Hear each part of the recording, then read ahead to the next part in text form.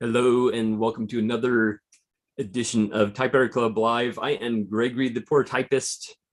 I did that out of order. Wow. Yes, welcome to another edition of Typewriter Club Live.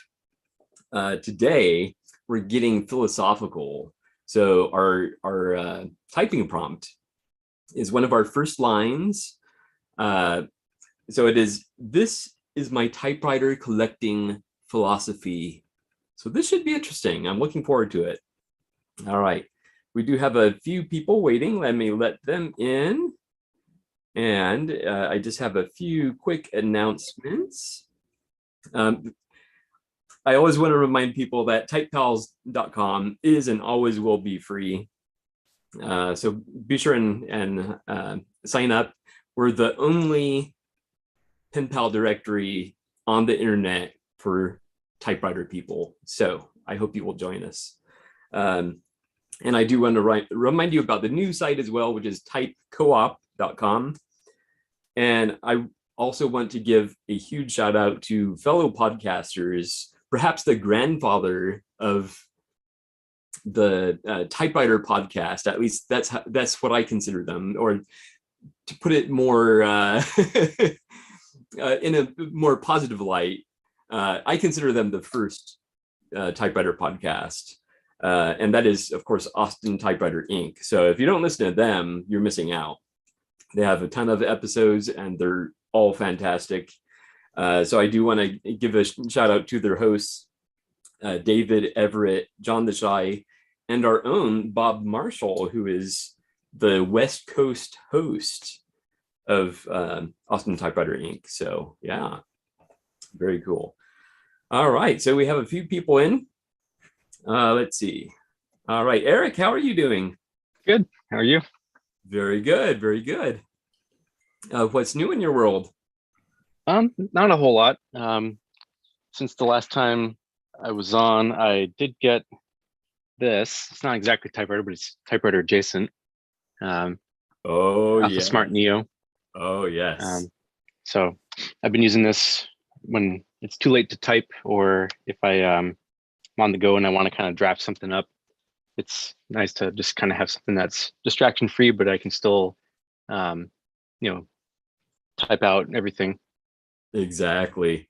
And the batteries in those last a long time. Yep.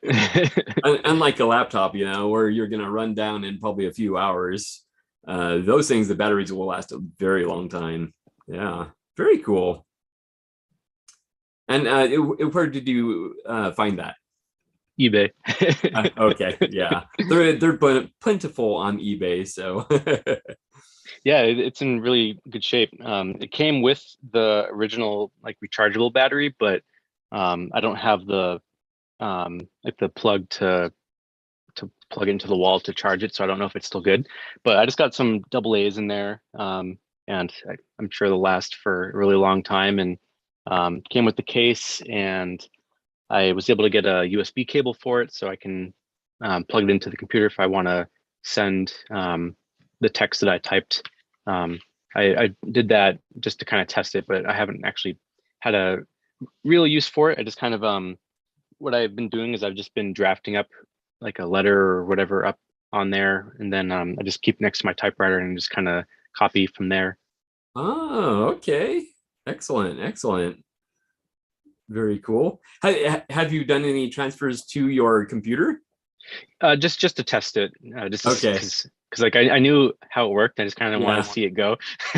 exactly. But Because it's like someone's typing. right. Oh boy. For those that don't know, the Alpha Smart Neo was originally used in schools to teach typing.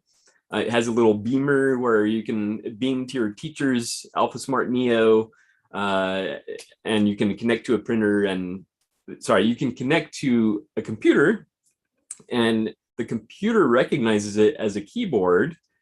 So when you send the file from the Alpha Smart Neo to the computer, it's actually typing it into the computer, which is hilarious. But yeah, Yeah, it goes really, really fast. Well, not, I yeah, mean, yeah. not like super, super fast, but definitely a lot faster than I could type Oh it. yeah, oh yeah, definitely, And I'm a definitely. pretty fast typist, so Excellent, excellent. And no new typewriters? Nope, just not since the Olympia SM9 that I unboxed a little over a month now. Been enjoying that. So, Excellent. but I realized that I'm a member of the double digit typewriter club now. So, Welcome. yeah, I don't know if there's a special certificate of uh, accomplishment that I get for that, but Yes, it's on the way. Excellent. Yeah. Now, how much further do you see your collection going? Are you gonna like keep looking like actively, or is it just if something happens to cross your path? yeah, I don't know. I mean, like I'm pretty content right now with the machines that I have, but I definitely think if if I'm at the antique store and I see an interesting typewriter, I'm definitely not gonna pass it up. So, Yeah, but definitely, definitely. Are there any typewriters that are still like on your wish list? um, I definitely would like to get an electric typewriter at some point. I don't have any electrics yet. Um, so maybe like a Smith Corona um, Coronet or Electra or any of like the 5 or 6 series electrics. I wouldn't mind having. I don't want one that has like the cartridge. I would want it to be a Type Bar electric so that I can still use regular ribbons in it. Um, but yeah, that would be nice to have. And then I don't think it'll ever happen, but it'd be cool to have a Hermes 3000. But seeing as those are exorbitantly expensive, I probably don't see myself getting one of those, at least not for what I've seen them go for. But Yeah. I do want to see what the fuss is all about. Well, you know, I think a lot of people love them, and then there are some people that absolutely hate them. So I fall in the group that absolutely loves it. I was extremely impressed when I tried it for the first time, and I do have to say you have to stay positive and just know that one day Hermes 3000 is going to cross your path and it'll be just at the right price, probably at the top end of what you'd be willing to spend, but it's going to be there for you and you will have it one day. All right. Yeah, Eric, don't despair because I had been I waited for a long time and one came up locally and they were asking a high price, but when I went to visit, it was non-functional. It had problems, all sorts of problems actually, and but nothing that I thought I couldn't solve. Right, so I had this feeling that I'm going to take a risk, and I got it for a very reasonable price. Like not a $15 fine, but what I consider is reasonable. And I was able to repair it, and it needed new knobs, it needed new feet, it wasn't aligned, it was sticky, all these things, right? Like the biggest thing was that the type was misaligned, and I said to the gentleman selling it, well, I don't know if I'll be able to fix that. Actually, I've never done that. And through watching videos and and reading a lot, I kind of tried my hand, and I think I was successful. So if you're patient, one might come across your path. Yeah, I agree. Yeah, so never give And up. as for the never give up, that's right, Yeah. Greg. And as for the Type Bar Smith Coronas, I have quite a number of them, and I really like them. And even those with the cartridge are still a Type Bar, right? But what you want is the one with the normal or standard ribbon spools. And but I must admit that my Smith Corona 2500, which is a pretty big for a portable, it's like really limit for a portable. I think it's 25 pounds. Um, it's fantastic as a machine. I can type anything in it. And it has the paper injector. It has half spacing, like 1.5, 2.5, and 3 spaces for the lines. It has all these features that a fancy standard would have, but you can still put it in its case and put it away. So unfortunately, that one, the 2500, has the cartridge, and I don't know what I'm going to do when we run out of cartridges. I'm not throwing any cartridge away, in the hope that I might find a way to reload them. Yeah. Because you can open them, you can pry them open, but basically, I have an Electra 120, which works super well, and I'm really happy with it. It has the standard ribbon spools and the manual, carriage return, and it really is a great typer when you want to put a lot of words on the page. It really is. So it's so it wants to type on its own. It goes faster than my fingers. I make more mistakes with it. Yeah, they're very, very responsive machines. That's for sure. That's the correct responsive. It's even like ahead of me. Yeah. It's a joke. It's a joke, but you know what I'm saying. It's Yes. really, really good. Yeah. Yeah. And Eric, what have you been typing this week? Anything interesting? Just catching up on some letters. I kind of let them pile up for a little while, so I got a lot to respond to. Yeah. It sounds like that's the case with a lot of us.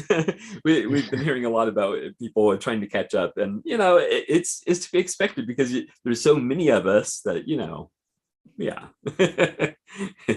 If you're just corresponding with 1 or 2 people, it's probably pretty easy to keep up. But I know most of us are corresponding with several people, so yeah. I received a letter from you, Eric, yesterday. Oh, awesome. Oh, cool. Awesome. Cool. Did it have the wax seal? It did, and it was smaller. It was a lot smaller than it had previously been. I thought maybe the post office is telling them that it needs to be smaller to go through their machines. No, so I found a vintage one at my local antique store that I've been using. So it's just like a tiny little one. Oh. It has the M on it. It doesn't show up as clear on the wax as I'd like, but it is fun to use, and it's a lot easier because with the like the bigger wax seals, you just kind of have to let it drip for like 5 minutes before you have enough wax to to stamp it. But with that, it's just a couple minutes, but yeah, that's one reason because I have the kind that is like a stick of wax, and it has the wick right in it. Mm-hmm. And it seems like it takes forever to melt enough wax. So what I really want is the little spoon that you get. And I have one of those too, and that one's got its hassles too, because it takes a while to heat up, and then you kind of have to pour it, and then like it gets all stuck to the spoon, and then it turns black from all the soot, and that gets mixed in, and it's good for like when you get to the bottom of the wick ones, and then like it's too short to hold, then you can kind of just like put it in there and then let it melt. So I use it for that, but yeah, it's a process. yeah. I guess I would lean towards that, just because I had more than one instance where I'm dripping the wax, and then somehow a little piece of wax falls down, and the wax happens to be on fire. So it's like, oh boy, there's a fire. I've had that happen a couple times too. Yeah, that's interesting. I haven't done that, so it's quite interesting to hear those stories. Very good. It takes some practice. It's amazing. The idea of it is very, very simple, but in practice, you need practice. Yeah, it's a lot of fun though. Yes. I enjoy doing it. Um, like the type of wax that you use can also have an effect on how long it takes to drip. I've been finding that the wax that I've been using, like it works really well. It's really stiff. So I don't seem to have as many problems of the seals getting smushed when they go through the sorting machines and everything. Um, but the trade-off is that it does take longer for, like, it has a higher melting point, I guess. So it takes longer to actually apply it. Okay. Yeah. What about a microbutane torch? Yeah, I guess you could do that. You know, aiming directly at the stick, and I don't know. Maybe I would be afraid to do that. Yeah. Because then you'd have to quickly set that down and pick up your stamp, and I don't know. I could see accidents happening with that. Yeah, there's a little foot for the butane torch. You can put it on the table. Oh, okay. Yeah. That would help. Yes. Yeah, what you need is like one of those Bunsen burner style ones. Yeah. There you go. There you go. You do. Back to chemistry class. Yeah. Yes. Excellent. Just Well, like Eric- Professor Bunsen Honeydew. Yeah. Well, Eric, is there anything else new with you? Nope, not that I can think of. Okay. Well, thank you so much for being here, and it's so good seeing you. Good to be here. Thank you. All right, Christoph, what are you doing? You have your back turned to us. Can you hear me? Yes? No? Yes, just Yes. barely, just barely. Okay. Yeah, I will change the ribbon of my Remington. But it's a Remington. It's a metallic ribbon. And I have to adapt a new ribbon. I have Olivetti ribbon here with plastic. And I will cut the ribbon and readapt on the Remington system because it's pretty. Okay, I will ride. I will fight. And today in France it's election day. Ah, The last line results in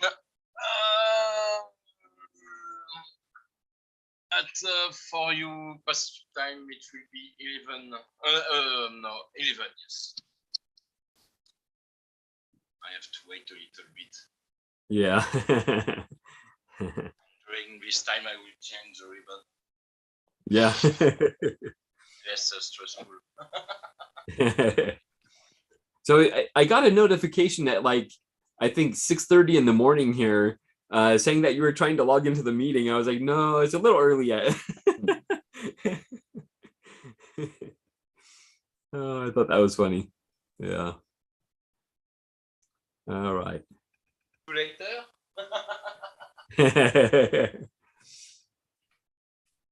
Yeah. And anything else new with you, Christoph? No new machines at home. Okay. Because I came back from vacancies. Okay. I have the time to check new machines, but I will have a big antique market the next Sunday, the 1 May, Oh. at the Chambord Castle, the second biggest castle after Versailles. Here, close to my home, the castle, the Royal Castle of Chambord. and you have a big antiques market in the garden of the castle. It will. Okay. I think I will see many typewriters. I think. I would imagine so. Yeah, definitely. Good luck with that. So Christophe, isn't there something else happening in France today? Yeah, he mentioned that at the beginning. Oh, he did. I Yeah, okay. I couldn't relate. it's, we will have the results.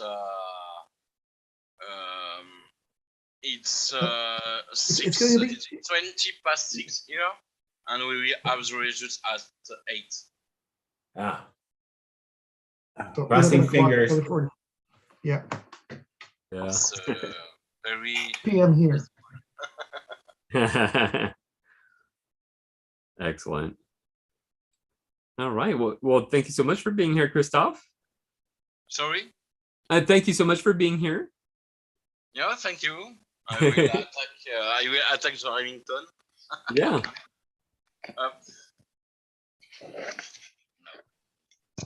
Okay, thank you.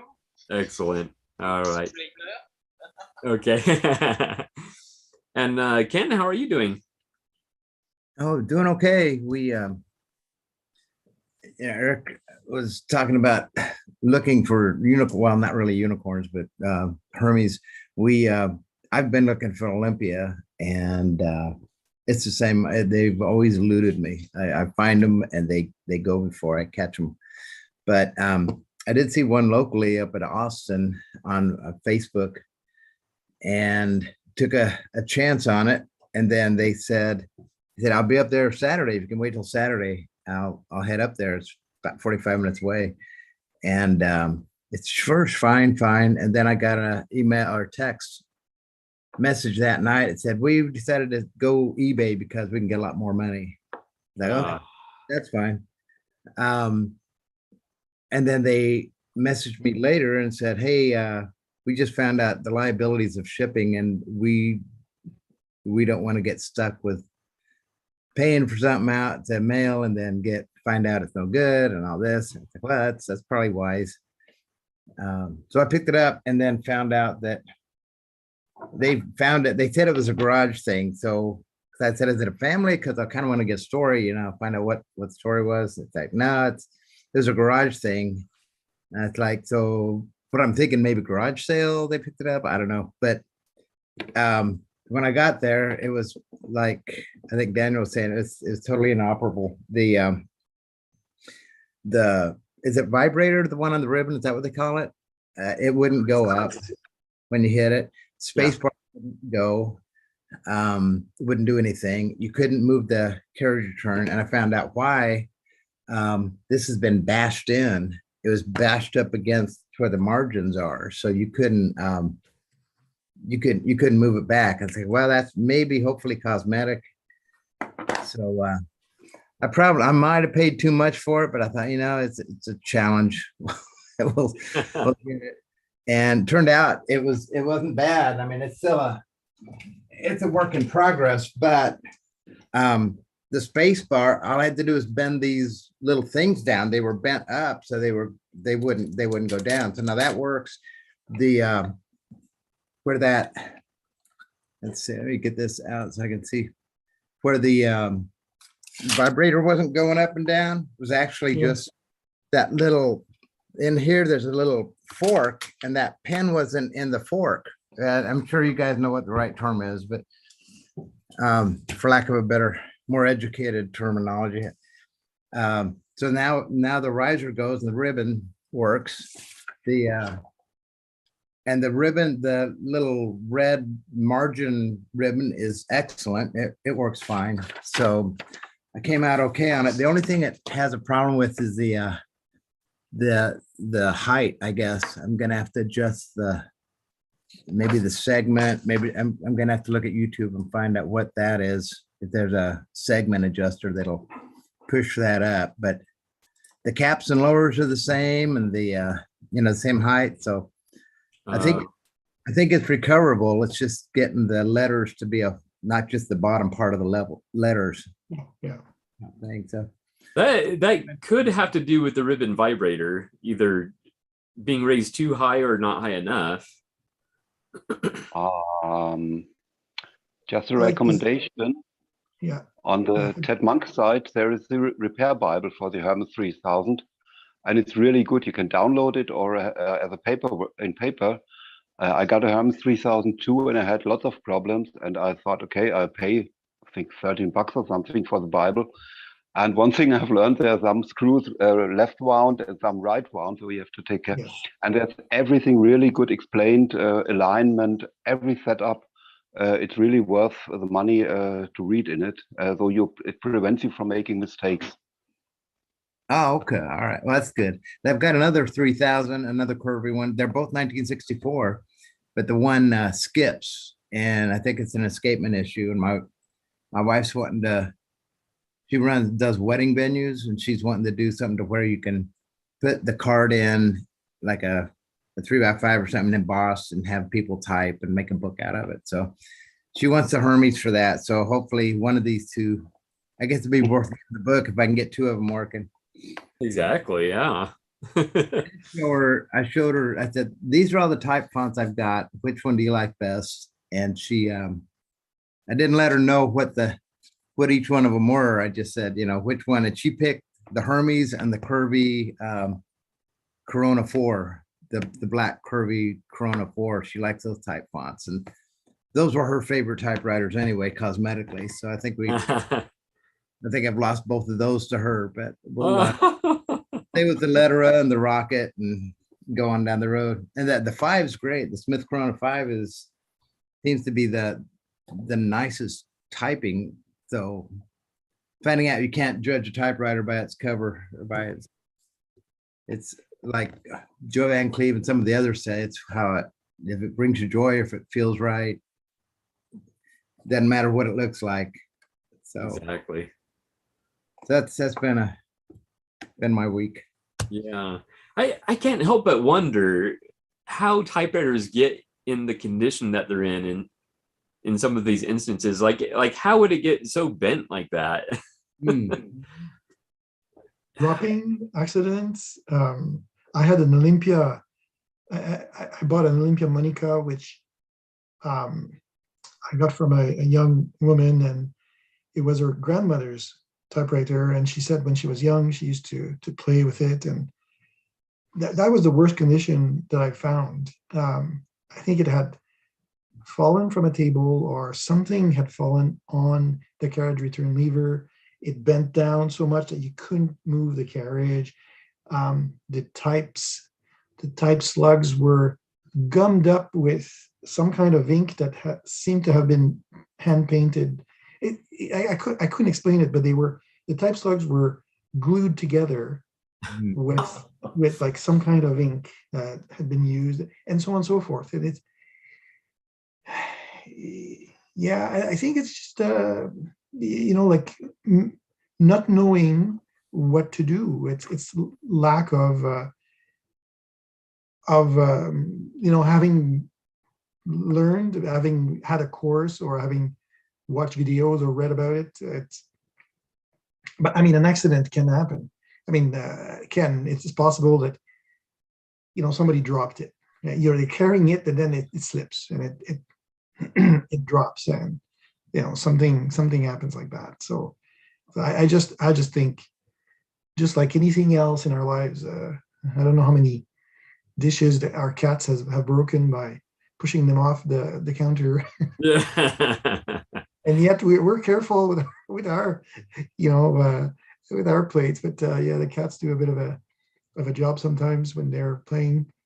And so I'm just saying, Ken, the problem that you have with the writing is the same that I had, is that I don't know, the uppercase letters and the lowercase letters were not at all on the same line.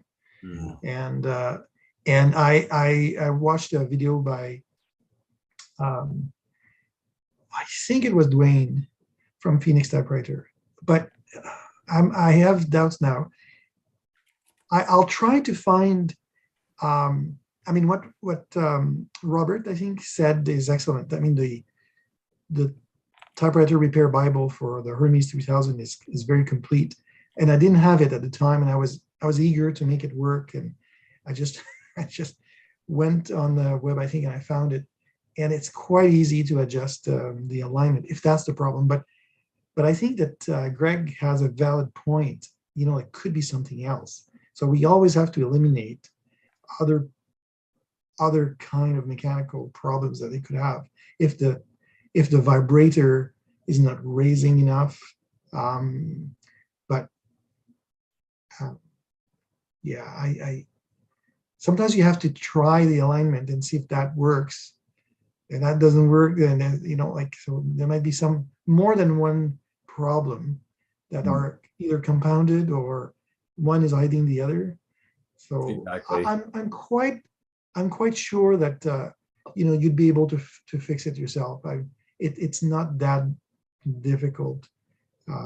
There's screws that you can push or screw in or screw out for the segment to align when between uppercase and lowercase.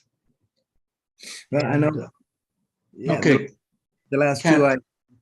Oh, go ahead. Ken, may I make a suggestion? If this is a Hermes 3000, the ribbon color selector is going to have white, blue, yellow, red. Correct? You're right. Okay. Set the selector to yellow, which will lift the ribbon to the middle of the ribbon as opposed to just the top. Make sure that you have slack in the ribbon so neither spool is tight. Then try another type sample. Okay. Because what I have known on those is if the feed out spool drive is stuck with dried oil, the ribbon cannot feed, therefore it pulls tight and prevents the vibrator from lifting properly. Mm-hmm. And so what also happens is that the ribbon can act like a mini trampoline to stop the type slug from actually contacting the paper. Okay. That makes sense. So if uppercase and lowercase are both in line, but you're only getting the bottom half of the letters, and they appear to have a fairly clean break between the bottom half and top half, that would indicate the ribbon not lifting properly.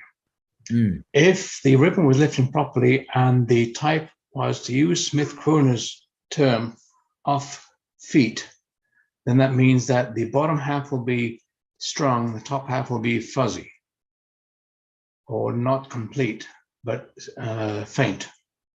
Yeah. Okay. Thanks. We'll try that. So, excuse me. After 37 years of mechanicking, well, I learned this quite a while ago, 85% of mechanicking is diagnostics. 15% is actually fixing. And other 15%, 90% of all problems are usually something simple. And so if you see horse tracks, don't go looking for a zebra. That's good. Yeah. Those are some great suggestions, William. Definitely. Yeah, there was actually a video that Joe Van Cleve did a little while back where he had found a similar problem to what William was describing with the tension of the ribbon being too tight, and that was preventing it from the vibrator from raising up high enough. Yeah, I did run into that with one of my typewriters. So the first thing you should check is make sure that there's nothing impeding the spools, because in my case it was a very simple cause. I forget which part it was now, but there was a part that was bent towards the spool, and it was kind of leaning against the spool, causing it to be too tight, causing drag. Yeah. So I just bent it back, and I felt nervous about bending that part again. I don't remember what part it was, but I bent it back and it works beautifully now. So hopefully it's as something as simple as that, but at least you have a number of things you can look for now. So right. Well, and I can look forward to every every typewriter repair Bible I get will probably be directly proportional to how many more tools I buy. So thinking, so we'll have to with that. But yeah, well, that's good. And it's weird. The facet that wasn't working and this latest Hermes have both had spacebar. Once I bent the frame back from the facet, pulled that back where it should be, everything was fine. But it looked like there were several issues. It was just tied to that spacebar being stuck. And kind of the same thing here. About 75% of the issues were resolved as soon as that spacebar adjustment was made to where it could come back. That was nice. On the John Deere 6 and 7000 series tractors, they were the first computer controlled tractors, and they would come in showing multiple errors. And so you start going through the diagnostic and then another error shows up. And so what we found is the biggest problem was what the manufacturer called a common ground or a multiple ground point, where 5 or 6 wires go to a ground point on the cylinder block, disconnect that, use emery tape, clean the block up, put some silicone grease on there, tighten that bolt, put them tight. 99% of all the computer problems resolve themselves. Yeah, so again, most problems usually something simple. Yeah. And that's encouraging. Definitely. All right. Anything else new with you, Ken? Okay, excellent. Well, thank you so much for being here. And Daniel, how are you? I'm good. Thank you very much. Excellent. Yeah, I'm happy to be able to participate today. It's last weekend was a weekend of traveling to visit family, so it was nice. It felt like we hadn't done that in a long time because we basically canceled our Christmas visits to our families last Christmas and so on and so forth. So it felt really good. And during that weekend, that Easter weekend, I brought my little Hermes baby with me to type there, and it's the smallest ultra portable that I have, and that was fun. But we also, my brother-in-law and I, we cleaned up and rearranged or fixed a couple of issues with an old Underwood SS, model SS, that was bought secondhand in 1965 for my brother-in-law's dad to practice typewriting, because in his field of work, he was a policeman, and they switched from handwriting reports to typing, and everybody that previously was filing handwritten reports with the Toronto police had to now type their reports, and we can understand why, because it's clearer. And so he went ahead and got a secondhand Underwood standard from a store in Toronto, and started learning on his own, in the evenings and on weekends, and that hadn't been cleaned or oiled or anything since 1965.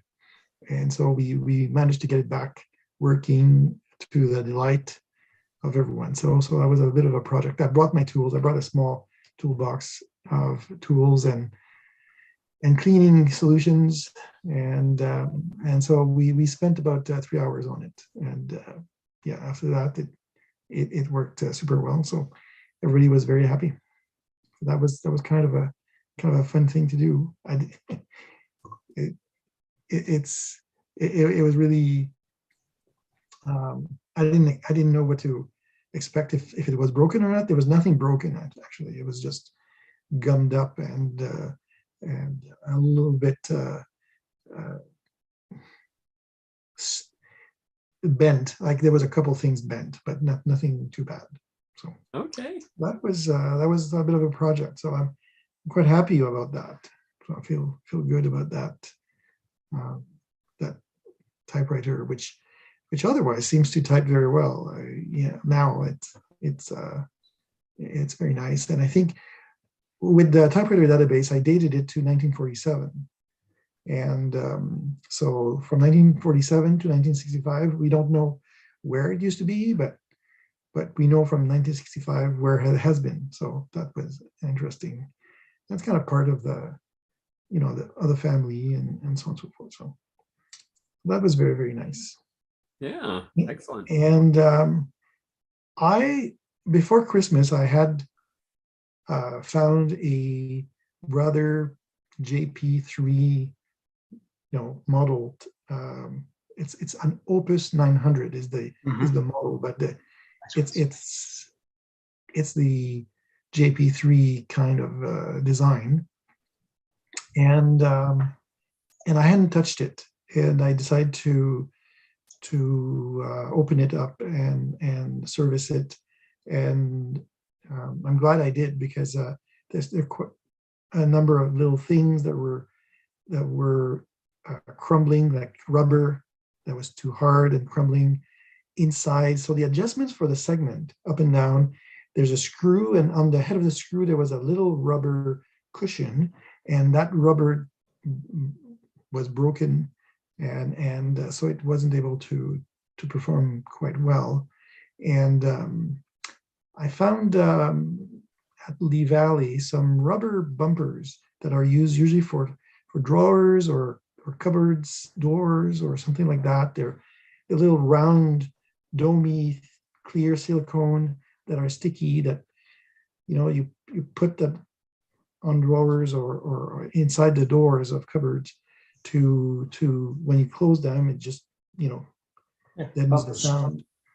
Yes, so it's a bumper, right? So and those, the smallest one, which are 1/4 of an inch diameter and in fact 2 millimeters high, were the exact same height as the rubber cushions that it replaced, as far as I can tell.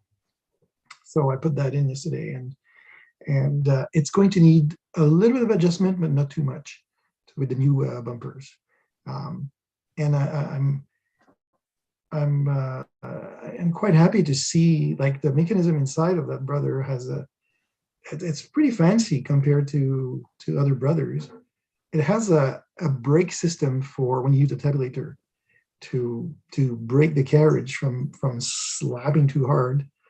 It's got 2 little brake shoes, 2 cork brake shoes that rotate inside a drum or a barrel, and that brakes. So it's an interesting. It's the mechanical side of things that I find like interesting as much as the joy of typing. That one is in such a good condition, that typewriter, otherwise. And I know recently some people have been comparing them to Olympias in terms of features, and I tend to agree that the typewriter is loaded with features. It has so many great features, like a paper injector. It has line spacing in half lines, so it even starts at 0, which we don't often see, but it starts at 0, 1, 1.5, 2, 2.5, 3. Overall, I think it's a very, very nice typewriter. It's heavier than the other Brothers, but I think it's a good desk, like a portable, but a good solid worker, like a Hermes 3000 or an Olympia SM9 would be. So I think it's in the same size category, basically. And there isn't a lot of information on JP3. There is. Ted Monk on his website, on his blog, has some information, and Robert Messenger on his own blog has some information, and so on and so forth. But it's not that common. So I feel pretty good about that find. It's kind of it was a surprise. Yeah, that's very cool. Definitely. I didn't even know what it was when I bought it. I just know it was a Brother, and it had a French Canadian keyboard, and it had a nice case. and it looked in good condition. I didn't even know the JP3 versus JP1 versus JP7, so I'm just learning as I go. Yeah. Excellent. Very nice. Thank you. Thank you so much for being here. Definitely. It's a pleasure. It's a pleasure to share, and like love all the great wisdom that people like Les that have found solutions to problems, and love to hear from Eric and you about wax for sealing envelopes. It's something that I haven't tried yet, and it's just great to hear that. Yeah, very good. Very good. Yes, that's definitely a great thing about our community here. We can share knowledge and experiences, and yeah, and sometimes commiserate. Yes. All right. Sean, how are you doing? Good, thank you. I thought I'd mute myself while I was wandering around, bumping into walls here, getting phone calls and people bothering me during typewriter church. I know. Yeah. But yeah, very good. Thank you. Happy Sunday to everybody, and hope everybody's doing well. I wore my flat cap today because I thought, Gregory, I had this feeling that you were going to wear yours, and I was wrong. So, but William at least wore his, so hey, we're mostly good. Yeah, no, I think things are good. Got lots of little projects on the go this week, and yeah, see, we're good looking. We got our houndstooth and our well, hang on, and carry on. So yeah, no, it's been good. I'm using the 58 Royal Quiet Deluxe white typewriter today, so nice. Sometimes forget how good typewriters are until you bring them out and get them working again, and then you're like, oh yeah, that's why I love typewriters. And that's part of my typewriter collecting philosophy, which maybe we'll talk about later. Yeah, no, otherwise all good. I was in a really good little spot here the last couple of weeks getting letters off. But then sort of like you guys were talking, when I got on, I ground to a halt. And I think one of the last letters I got off was probably to Eric a couple of weeks ago, whatever. Now, and now I'm back to where I was before, which was sort of slow and piled up again. Yeah. Oh well. Yeah. But yeah, anyway, other than that, nothing really new. Okay. Excellent. Yeah. Well, as always, it's very good to see you. Yes, you as well. Oh, and sorry, Gregory, I'm going to do those recordings that I had promised. I just got a little shy all week and then procrastinated, so I will do it. Excellent. When I do things like that, I want to do them so that hopefully you don't expect it and you get a bit of a laugh out of me not following the script exactly. So I was trying to figure out how to do that in a way that still met your requirements, but would give you a bit of a chuckle. And so anyway, that's what's held me up. But I will whip you off a bunch here. Very good. Very good. I appreciate it. Yeah, no problem. And he's referring to one of the ways to get on the podcast, other than participating in the meetings here, is to go to inbox.typepals.com, and there's a couple different recordings you can do. So, and I would greatly appreciate it if people did that, because I'm running short on recordings. So I'm gonna have to come up with other content for the podcast. So go ahead. No, sorry. I was going to say I was going to do a bunch, and that knowing that you can just A, not use them, B, delete them, means that I will worry less about what I provide, and then because you're not forced to use them. So if you get one, you're like, oh, this was good but not good enough, then you can always let me know and I'll redo it better. But at least I'll do it worrying less about you've gone down a road you can't turn around from. So I've got a question about that. Yeah. You just made me think of this, and it may not even be feasible, but at least you could maybe try at one podcast, have a Zoom meeting like this that's on the podcast, so people can hear the Zoom meeting. Just, I don't know, and you could ask questions of people still, and we would all be here and answer in turn. And I don't know, just a thought. If not, then that's cool too. So you're suggesting like a live podcast? Yeah, just one, maybe just for an experiment. I don't know. Maybe advertise it ahead of time, get a lot of people that you can answer questions, and I don't know. Just a thought. And I enjoy that thought. Yeah. It'd just be a matter of the technicalities of it, how to get it to work. But yeah, because Zoom integrates very, very, very, very easily with YouTube. So that part is handled. But as far as then also like sending the sound to a live podcast, I'm not sure how that would work. Yeah. But something to think about. Thank you, Larry. Or record it. Well, yeah. I mean, they are recorded, and that's how I get the bulk of the content for the podcast is from these meetings. So yeah, I will look into that. Definitely. And that reminds me, my final thing is I'm going to be on a podcast this afternoon, about living a vintage lifestyle. So I'm been sort of nervously preparing for that all week too, even though the podcast people, all of you types, always say, don't worry, it'll be relaxed, we'll just go with it and all this. I still get myself all worked up. So anyway, I'm looking forward to that because yeah. Are you able to name drop the podcast? Yes. I don't know the exact name of his podcast yet, but his Instagram handle is My Vintage Life. And I'll send you the link when I get it, because I don't exactly know where it is yet. I just know what his Instagram handle is, and he's bought typewriter ribbons off of me in the past.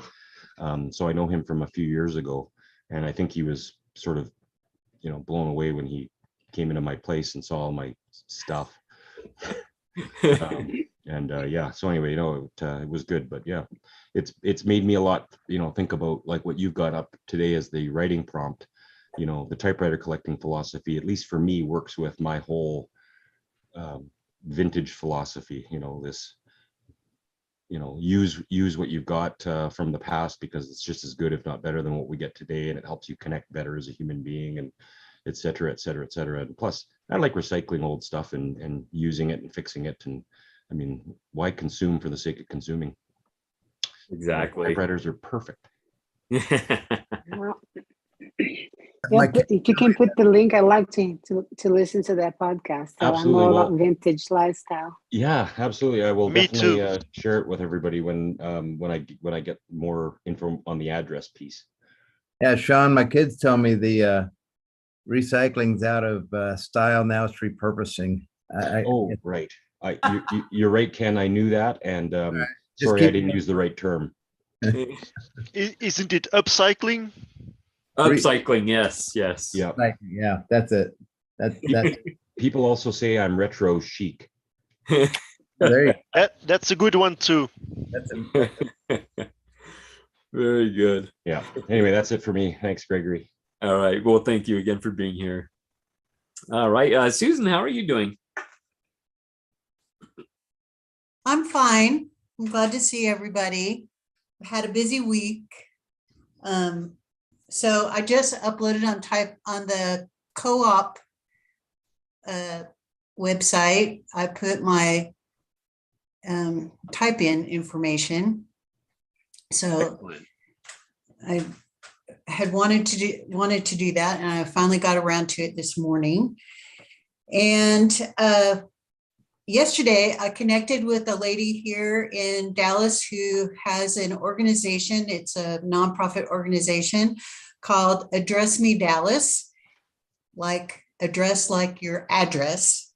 And she's having an event in the Bishop Arts District of Dallas, which is a very retro chic area. And she's having an event there where they are going to have a calligraphy group addressing envelopes, and people can write letters. The idea is to get people to use the postal service and write letters.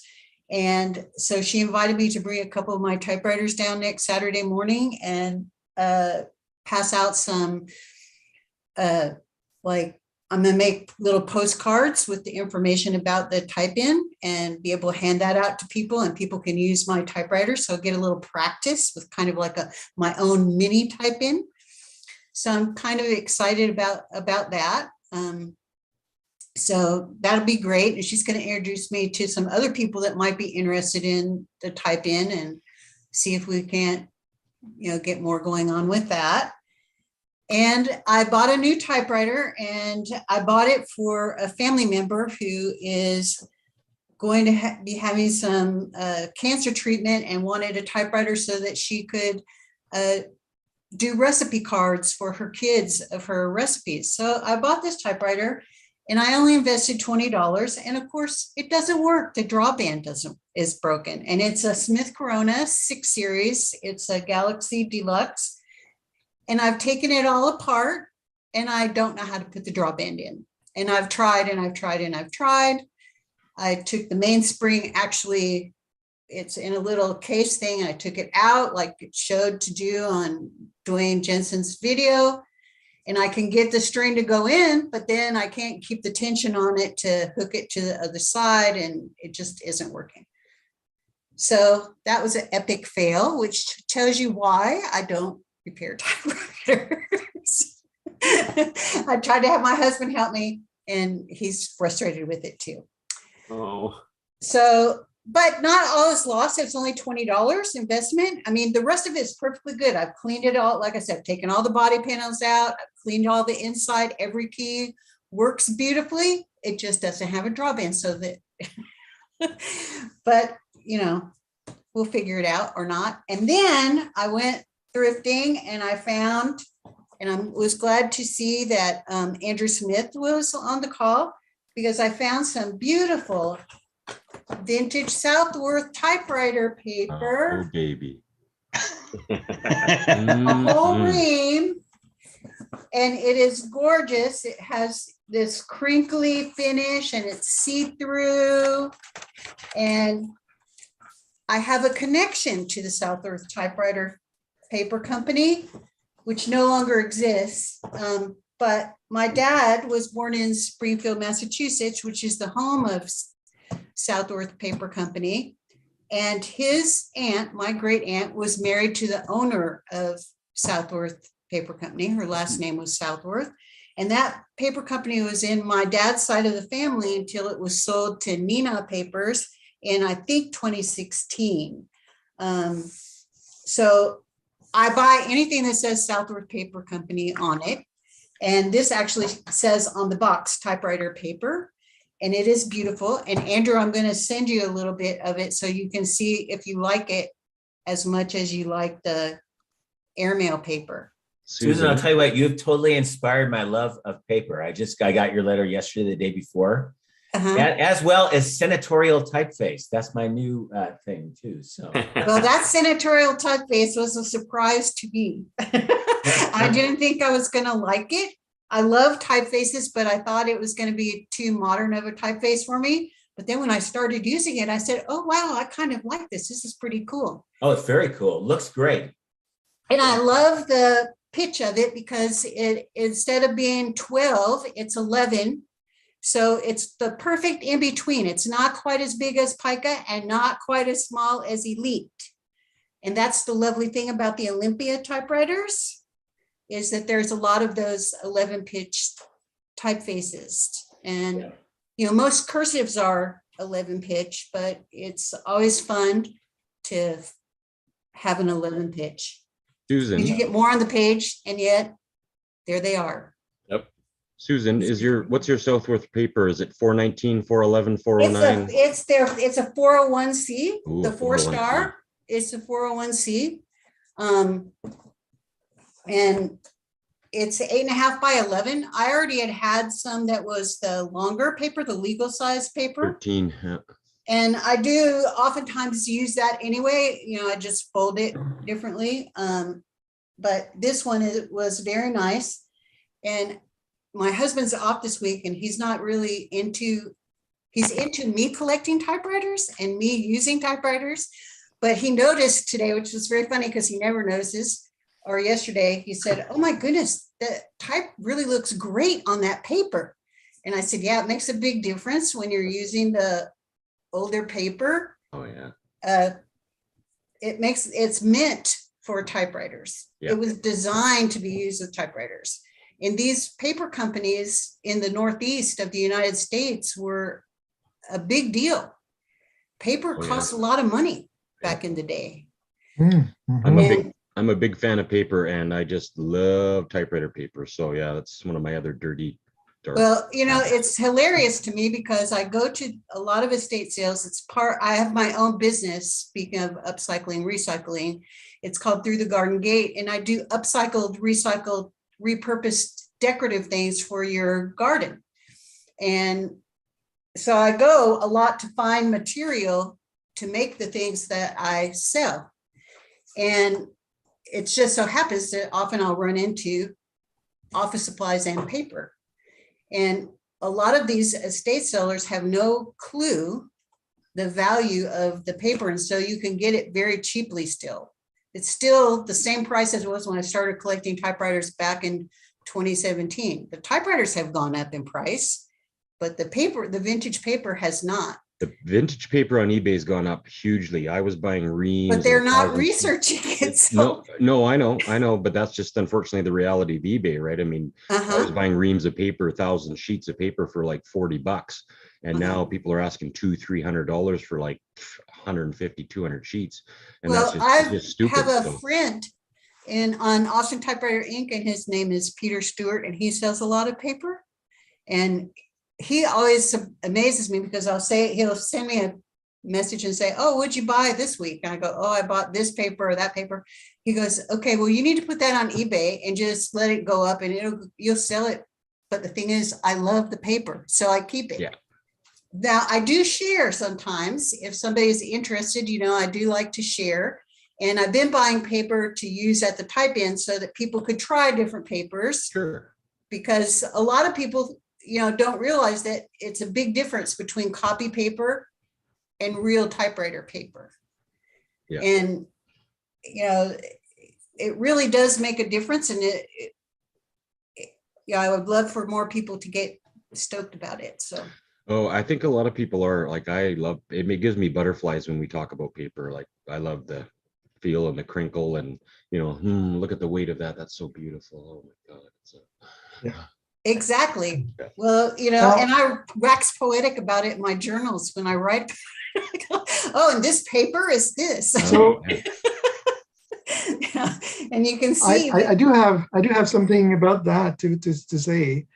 I actually sent an email to Hilroy, the paper company, because I had found Hilroy typewriter paper at a thrift store close to my place. And it's great. It's made for typewriters and so good. So I wrote to Hilroy and I said, this paper is fantastic. And there's a resurgence of people using typewriters and everybody's looking for vintage paper and you no longer make that paper. So maybe there's a business opportunity here. And that's what I wrote. Like maybe you should consider, selling typewriter paper again. That's specific for a typewriter. And I got a reply from the customer service saying, thank you very much for writing. Yeah, this paper was discontinued a number of years ago, and we have no plans on bringing back typewriter paper. And boy, are they even looking at eBay, these people? Are they even looking at the market that they are missing, in my view? Okay, so maybe in the big picture for a company, now Hilroy is a sub part of a bigger conglomerate which sells notebooks and everything. Is based in the US. Now, Hilroy was a Canadian company in the beginning, but it was bought out by this American company. And so I don't know, like I tried to say, listen, maybe there's an opportunity for a business for you guys. And a customer service person, it didn't go very far. So I think it's gonna require a little bit more of a collective effort. If more than one person write to them and say, we'd like to have typewriter paper again, new at the price that that printing paper sells, printer paper sells, and maybe that's what it's going to take. Well, I think, Daniel, that the problem is that probably they've retooled their factories to accommodate what they need for the laser and inkjet printers, which have different ink requirements than a typewriter ribbon has. And so no doubt that's no part doubt. of the issue. Yeah. Sure. Is there's special coatings that are put on the modern papers that that the old papers didn't use. They're the percent of cotton in the paper itself, if there is any, is different. So it is I think it's a very different process, manufacturing paper for printers than it is for typewriters. And they've changed the formulas. So that's why the vintage paper is always a great find. And, like I said, it's amazing to me that I can get an almost full ream of paper for $2 at an estate sale. And I see what it sells for. I mean, there's people on Etsy that are selling 10 sheets of paper for $9.99. Yeah, it's stupid. It's ridiculous. I saw a package. I saw a box of the Southworth paper like yours right on eBay for $99.99. Yeah, exactly. Crazy. It's crazy. It's crazy. And, so if you're ever at a garage sale or you're ever at an estate sale or something like that, I would tell you, be sure and check, because you'd be surprised. I mean, last week we found paper in a box on a patio, and that paper ended up being really expensive Cranes paper that is 100% cotton. And I paid $1 for 170 sheets of it. Oh my God. Susan, this is my feeble attempt to fit into this conversation. But when you were talking and you mentioned 401c, the last 10 years that I worked on a General Electric T700 401c for the U.S. Coast Guard. So I retired. So I heard 401c and my brain lit up, because that's all I did every day, over and over. Yeah. But I love the 401c. I really do. It's a great, and that would have been cool to have some of that paper. Does it say 401c on it? No, it says it on the box. It says on the box. It is watermarked. It's bonded and watermarked paper. And so on the actual thing, it's the watermark. It says, what does it say? Southworth 4-star. Yeah, 4-star. That's what it says. All right. Susan, what does 401c mean? It's there. I assume that it's Southworth Paper's internal designation of it, When you ordered and paper, they had you could different order it numbers, based like on weight and 415 lines. yeah. So it might have to do with color, might have to do with cotton content. Well, it has a label on the actual box that says 401c over here in the left-hand corner, and then it says Southworth Paper 4-star, and then on the other side, and it says 25% cotton content, and then on the very end it says plain cockle finish 8.5 by 11, and it tells you there was 500 sheets in this box. Now it probably came in 100 sheet boxes as well, but this happened to have been a 500 sheet box, which was not full, but almost full. I mean, literally, it probably had 400 sheets in it. So, and see, he has a 411. So they come in various, they have various numbers. The C might be cockle. That's exactly what it is. So they came in colors. So, I mean, if you're lucky, when you get an original box, sometimes they have the marketing sheet in there. Like when you need to reorder paper, and then they give you a full list of all the different kinds of paper and their numbers. And that's like the cheat sheet for paper collectors, because right away, then you know what you want to find if you're looking for a particular number. Well, interestingly, also at an estate sale, I recently got a little pamphlet from Eaton's Paper And inside on the back page, there's a sheet that lists all the different kinds of papers, and it tells you what those papers are good for. Oh. Oh, Susan, I wanted to mention that a few years ago, I got a pack of Mead typing paper on a thrift store, and it had a UPC code, and I went searching for it, and this Mead multi-purpose paper is just 1 digit off from the original typing paper, and it's the same stuff from what I can tell. Multi-purpose paper. I have these come in 100 sheet packs. You can buy them on eBay, probably other places as well, but it's multi-purpose paper Mead. It's just relabeled typing paper. And I have found some of that original Mead typing paper in the 100 sheet packs. And because of you, I really started on my paper search because I loved the Mead typing paper, but I have to admit, I love this Southworth paper just a little bit more. Yeah, I think that even the new Southworth paper, the new stuff that's, resume paper, they call it, that is pretty darn good, and it comes in different finishes and, surface finishes stuff. Yeah. Right. Well, but this is definitely vintage and it's just gorgeous. So I tell you all, stop for garage sales and don't throw it away if you find any old paper. Try typing on it because it's a lot of fun. It sure is. And people love the letters with the vintage typing paper. Yes. I've seen lots of them. Love it too. Vintage postcards too, Susan. Yep. And I think now we all know just how deep Sean is in the paper.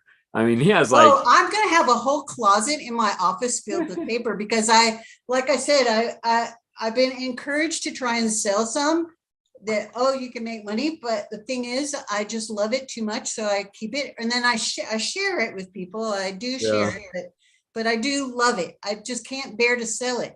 I just think, no, I need it. Yeah, that's awesome. Yeah, I've been wanting to draw a mind map, sort of like a hierarchical, Visio drawing of collecting in terms of, it starts off with one typewriter or one piece of paper, and then it starts to deviate into makes, models, colors, typefaces.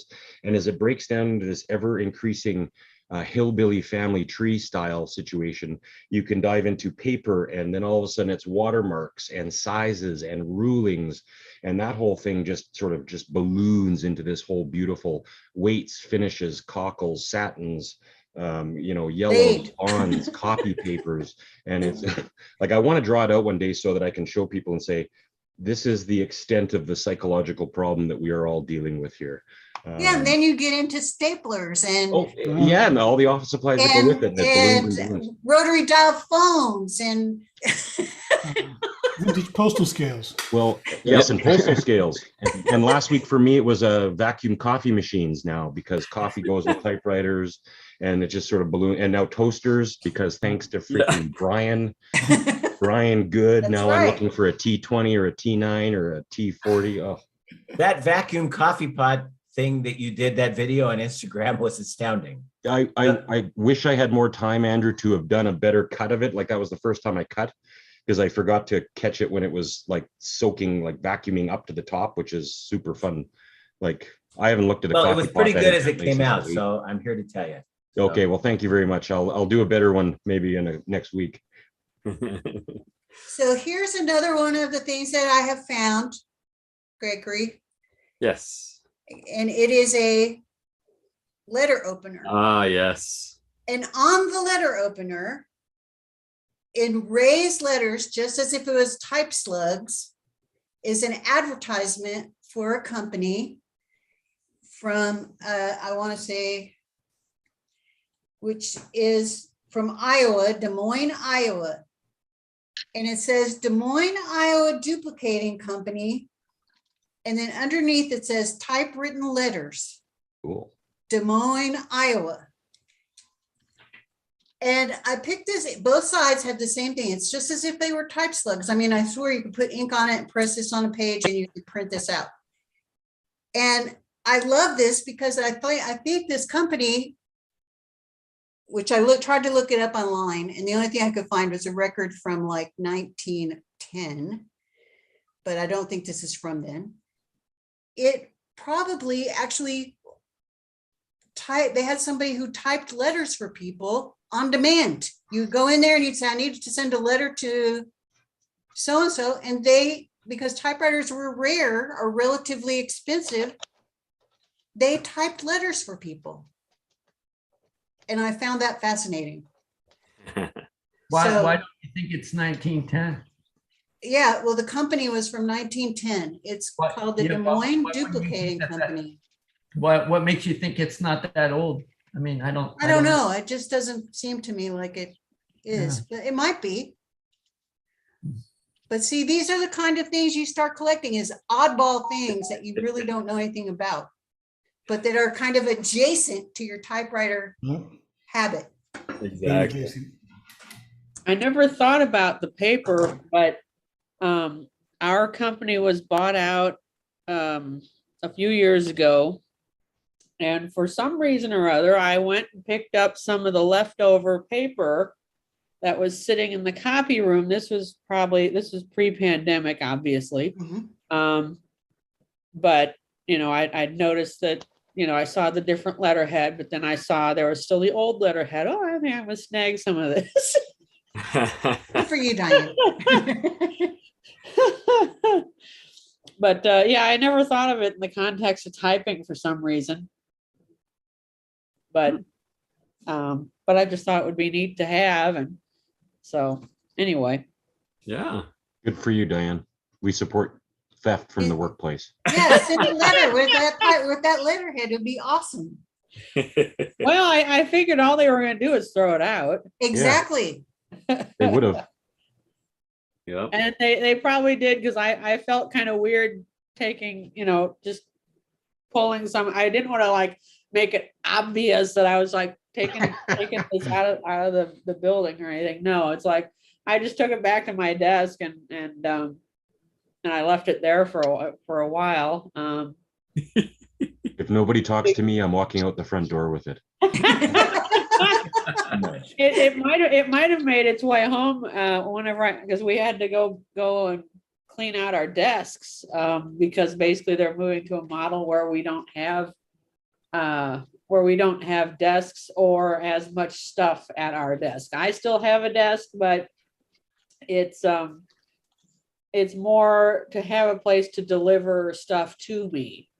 Oh. I mean, it's not necessary. I don't go there every day and sit and work. Yeah. So It's what's called waste not, want not. yeah.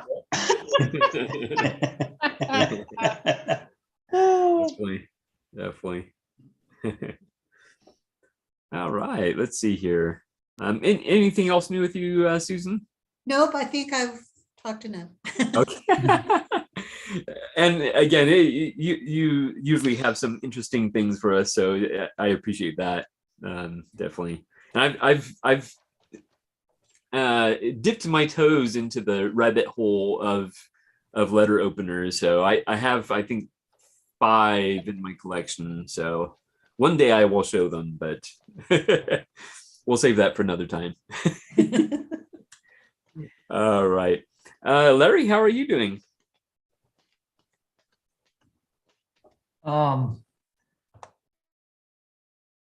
You wouldn't believe this, I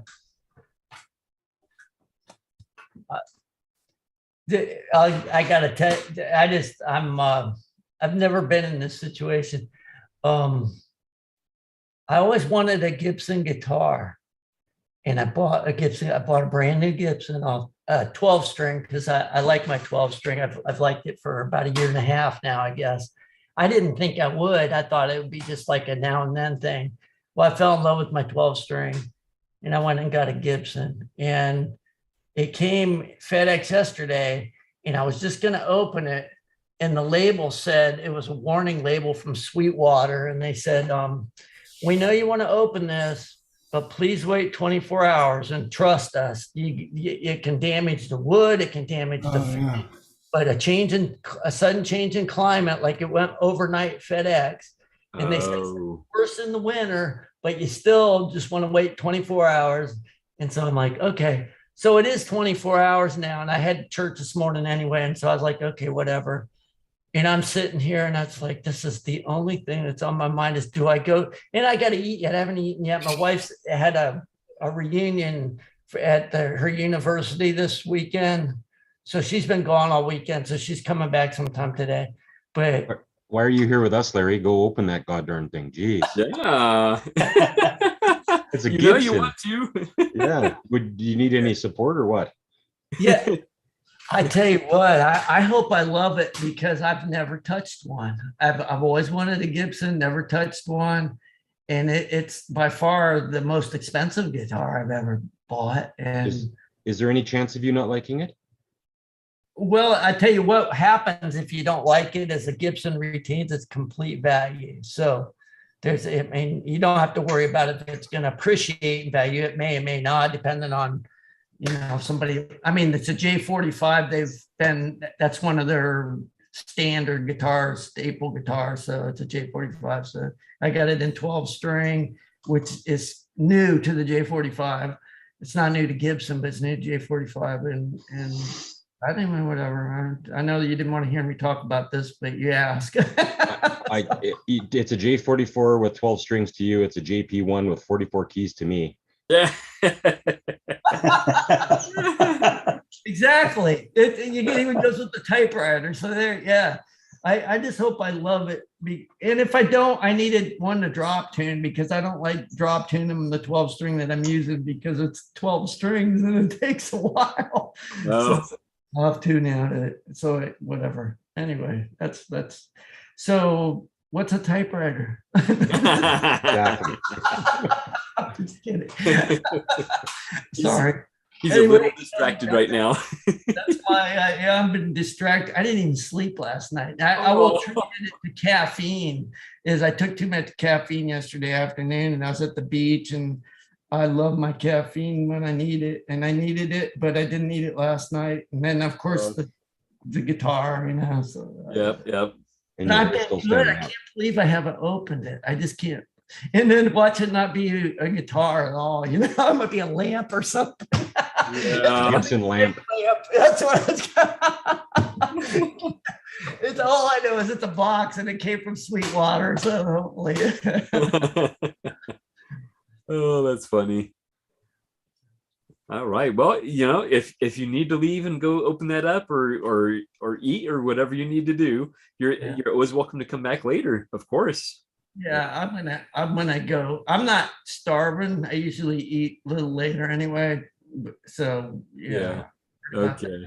And the thing about the guitar is it's in the box still. So if I leave here and get killed in a car accident, my wife can say, "Oh, well, I'll just send it back." Oh. Don't let your impending death keep you from opening your guitar. Yeah, exactly. Well, I know, but there's I gotta eat at some point too. And like if I hurry up and open it, I'm not gonna leave it in my car. So so if I hurry up and open it, I'm gonna need to tune it. I'm gonna need to read all about it and all that stuff. And then, so it's not gonna get played right away before I eat. So I'm just waiting and just -1. Excellent. Well, thank you so much for being here, Larry. Thanks for having me. Yeah. Thanks for not deleting me. Let's see. Robert, how are you doing? Well, hello, good evening, because it's evening in Germany. I think it's morning at your side. Well, quite fine. Recovered a bit.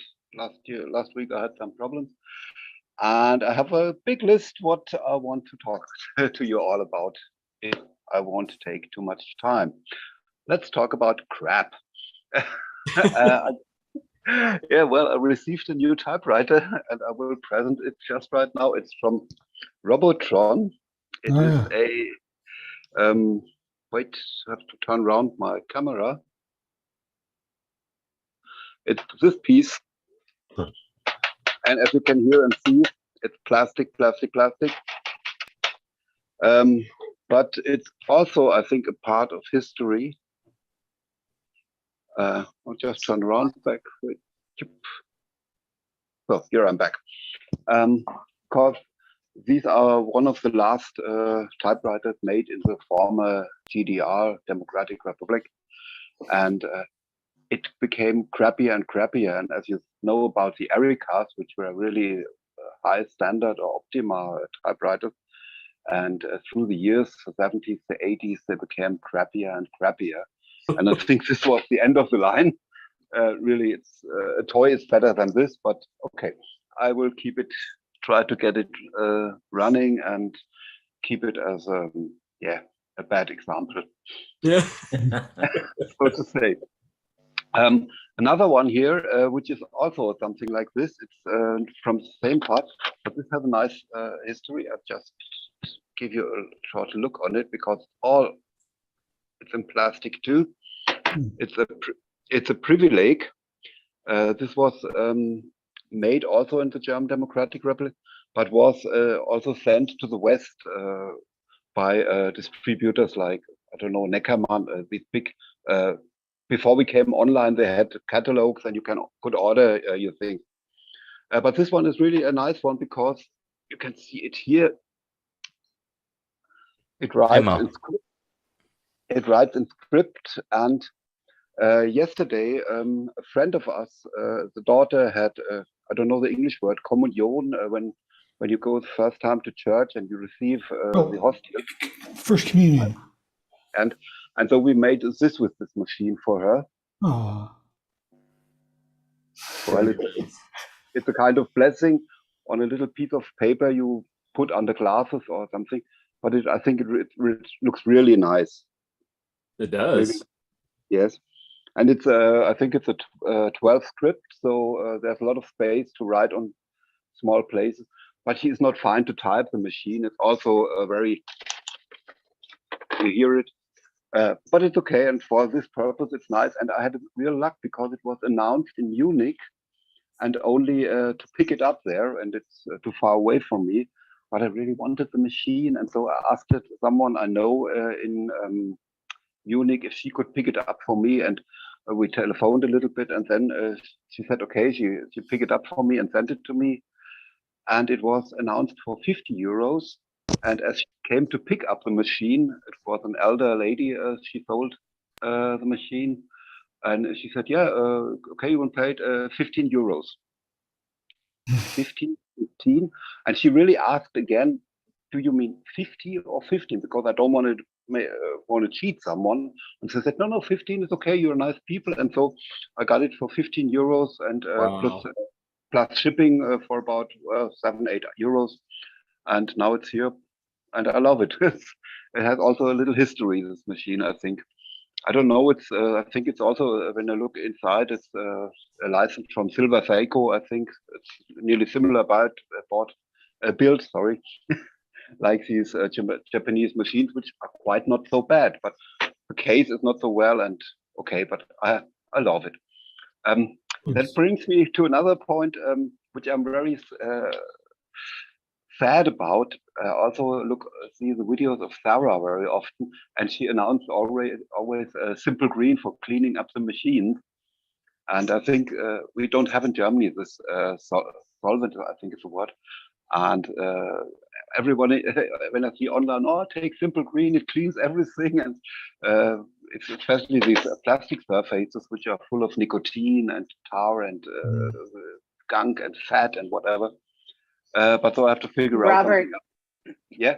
Can I say one about Super Green, Simple Green? I love it. It cleans really perfectly. But this week I accidentally erased the, the branding, my Remington about this is on the plastic, and it faded. I'm so sad about that. I feel like I need a new machine now because I need it perfect. I gotta have that Remington. So I gotta be careful. But it cleans really well. But just be careful with that. Yeah, you have to dilute it for sure.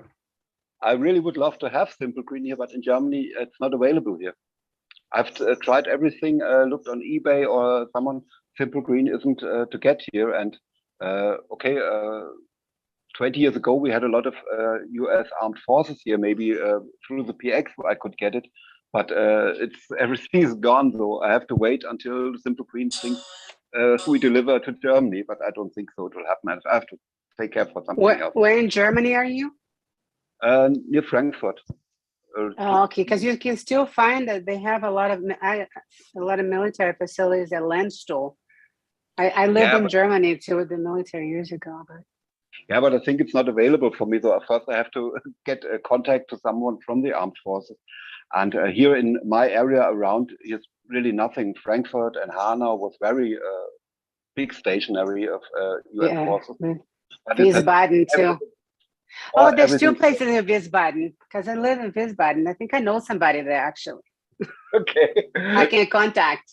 Robert, I was going to say you might be able to order it off of Amazon because we order English tea from Britain and it comes over. So you might be able to order from Amazon. I've watched on it and it was not available. I found it here for Germany. Maybe someday later. I will always have a look on it. And okay, we have other cleaners and so notepads and so maybe I need a little bit more force and a bit training and it's okay too. I would be very careful with Simple Green. I mean, that's the kind of stuff you use to clean the oil off your driveway, right? I mean, it's, yeah. Well, I think I'm not that big of a fan. I don't know, maybe it's worked for other people, but I agree with Marcellus. I think it's a little bit dangerous. I think for my problem, I mean, with everything I use on my machine, first I take a little look on places where it's not so important on the backside or something. And I think you have always get your experience, which material you handle, if there are decals, which cleaner you use. And I think with this privilege here, it's just plastic. I think you can't spoil anything. Or otherwise we will repaint it, no problem. Before I would get clean a historical interesting machine, I would first try it on a machine which might be not so important or something else. But well, Joe Van Cleef, nice to see you here. I would like to steal something from you. Okay, what do you want? Listen, I found on eBay, really, I hope the others don't, a Hermes 3000, the newest boxy version. And it's not here right now. It came for 30 euros, a really fair price. And I've seen your inspirational video about your naked writer. And if this machine comes and looks really not as nice as the curvy Hermes and the box, how to say, the cover really looks gunky and used. So I think maybe I will make from her a naked writer too, maybe. But let's see when it's here. Then I will see what I will do with it. That's a really good idea. It takes 5mm bolts to go through the feet, the brackets on the feet, so you can bolt it to a piece of wood or whatever. So I've seen your videos. I've studied them more or less as I got the machine. It was strange. The machine and was on offer on eBay, and no one went on it. A Hermes 3000. Wow. The photos, it looks complete. Well, let's see what comes in the package when it's here. Maybe this week it will come. I have the first generation Hermes 3000 from the early 60s, and I have this 1970s one made in France. I see no difference mechanically in the way they type. They're essentially identical. I don't see any difference. So I think mechanically they're the same machine, so. I think one difference in the Hermes 3000, I have one too, one of the older, which has the straight segment. Later they made the segment a bit more curvy, but I don't think that it's any difference in typing or in usage. Maybe it's a bit more stable, but I don't care about it. Yeah, my early one has the curved segment also. Yeah, mine is straight. Yeah. But it was only, I think, a short period where they made straight segment. Maybe it was a carryover from the 2000, right? Maybe the last of the 2000 parts. Yeah, maybe, but I have a 2000, and it's a total difference to the 3000 for me. It is a total different typing. It's a good typer. It's a very fast typer, very direct, as the 3000 is a little bit more chunky. I don't know how to explain, but you know what I mean. I love both of them. The 2000 is for fast typing. You can really fast type on it. And the 3000 is more a bit meditational typing. But I will report maybe next week when the Hermes 3000 is here, if I will steal your idea or copy your idea and see what to do. Well, what? Looking forward to it. Yeah, maybe I'm totally demolished when it comes only a box full of crap. I don't know. We will see. But the price was okay, so I'm not afraid of it. And what Gregory, you ask always what's new in my world. Something I like too. I don't know if someone collects them. I have some of these. I just changed my. But as I'm a really fan of the touch typing, I'm always looking for old books like these. Oh yeah. And it's really funny. This one is free. It has no cover.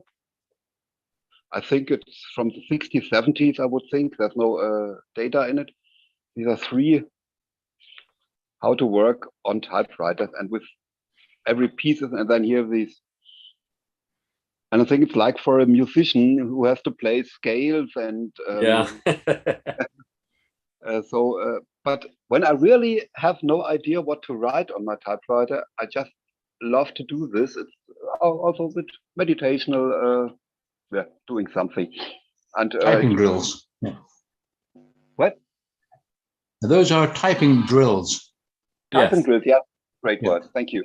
Typing drills sounds good. Well, do I have something else to say? Just I have received 2 letters from Typehorse, and I've already answered them. Typehorse is a fine thing, just a little advertisement. I like it very much. And it's always nice to open the mailbox and see, oh, there's something in. I like it. Okay. Yeah. I just received my second letter from Andrew from San Francisco. Yeah. Oh, I have to answer it. This is because I changed the ribbon of the Remington, and I get it. It works perfectly. Oh, I yeah. have no holes on the paper because I have very big on the ribbon, on the old ribbon. Well used. I think it's a little bit dry up. Yeah. Go to the trash. And no, that's cool. It was perfectly, but the pad is very, very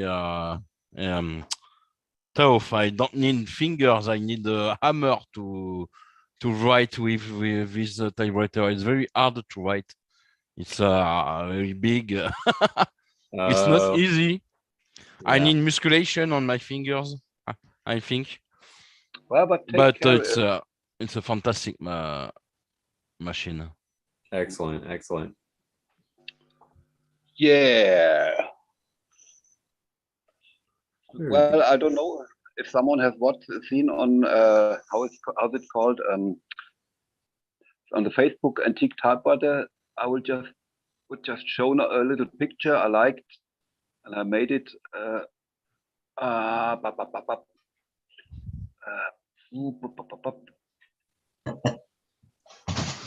can all see my photos.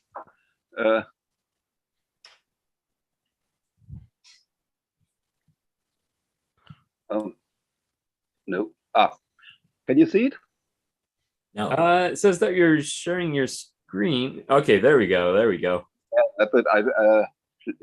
Yesterday I've been in the forest. I have a little place, and it's my writing place sometimes. And here's a Remington 3000. No, not 3000. A portable from 29. And this is something I like very much. Doing some field typing. Wow, that's very cool. Yeah, and a hammock with me, and with me a little thermos with coffee, and sometimes a little bit some sweets, and so I can spend some hours in the wild and doing things I like to do. Yeah. So on TypePals we have the galleries, and one of them is typing in the typewriters in the wild. Okay, go ahead. Yeah, feel free to upload to that. Yeah, that's a fun one. Definitely. Yes, yeah. No, I like that very much, and often I'm on tour with my bicycle, and so I have also in my bag. Sometimes it's a Hermes Baby, or the Atlas Tipper is very portable, which fits nice in the bicycle bag, and it's not too heavy, so I won't fall on the sides. Okay, I don't want to use all the times here for many other people are listening and want to talk. All right. Just a question, but I think you've written it. The postcard exchange. The addresses from others we will have on Monday. You have written on Monday. Yes, this has been a crazy week for me. So they did not get sent out this week, but they will be going out on Monday for the postcard exchange. So yeah. I can only say one thing, as I'm now the third time here and look on Typewriter, a big thank you for all what you're doing here. Keep it all together, and it's really a nice atmosphere here. And yeah, thank you. I second that. Me too. Oh, thank you so much. I appreciate it. All in favor? Yeah. Aye. So moved. Excellent. Well, all of you are the ones that really make this, because I'm just providing the platform, and you guys provide all the wonderful information and showing your typewriters and other related things. So, I mean, I have a blast hosting this. So definitely. All right. But thank you so much. I appreciate it. And William, how are you? My internet keeps freezing here with waves. My wife was convinced that Starlink was the way to go.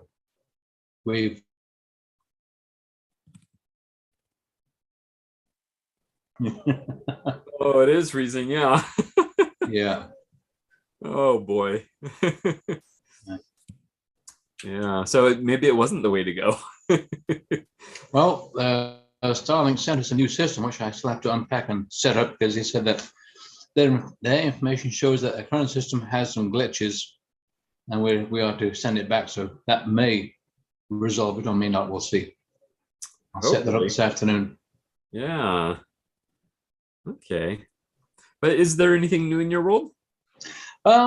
Yes, there is. This is clue 1.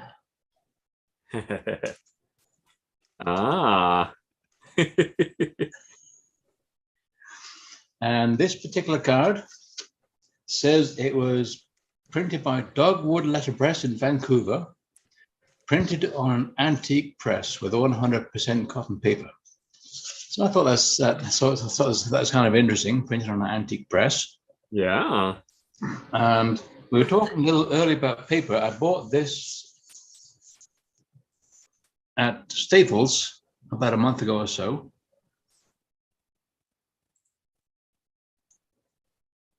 There's parchment paper, £24, no watermark.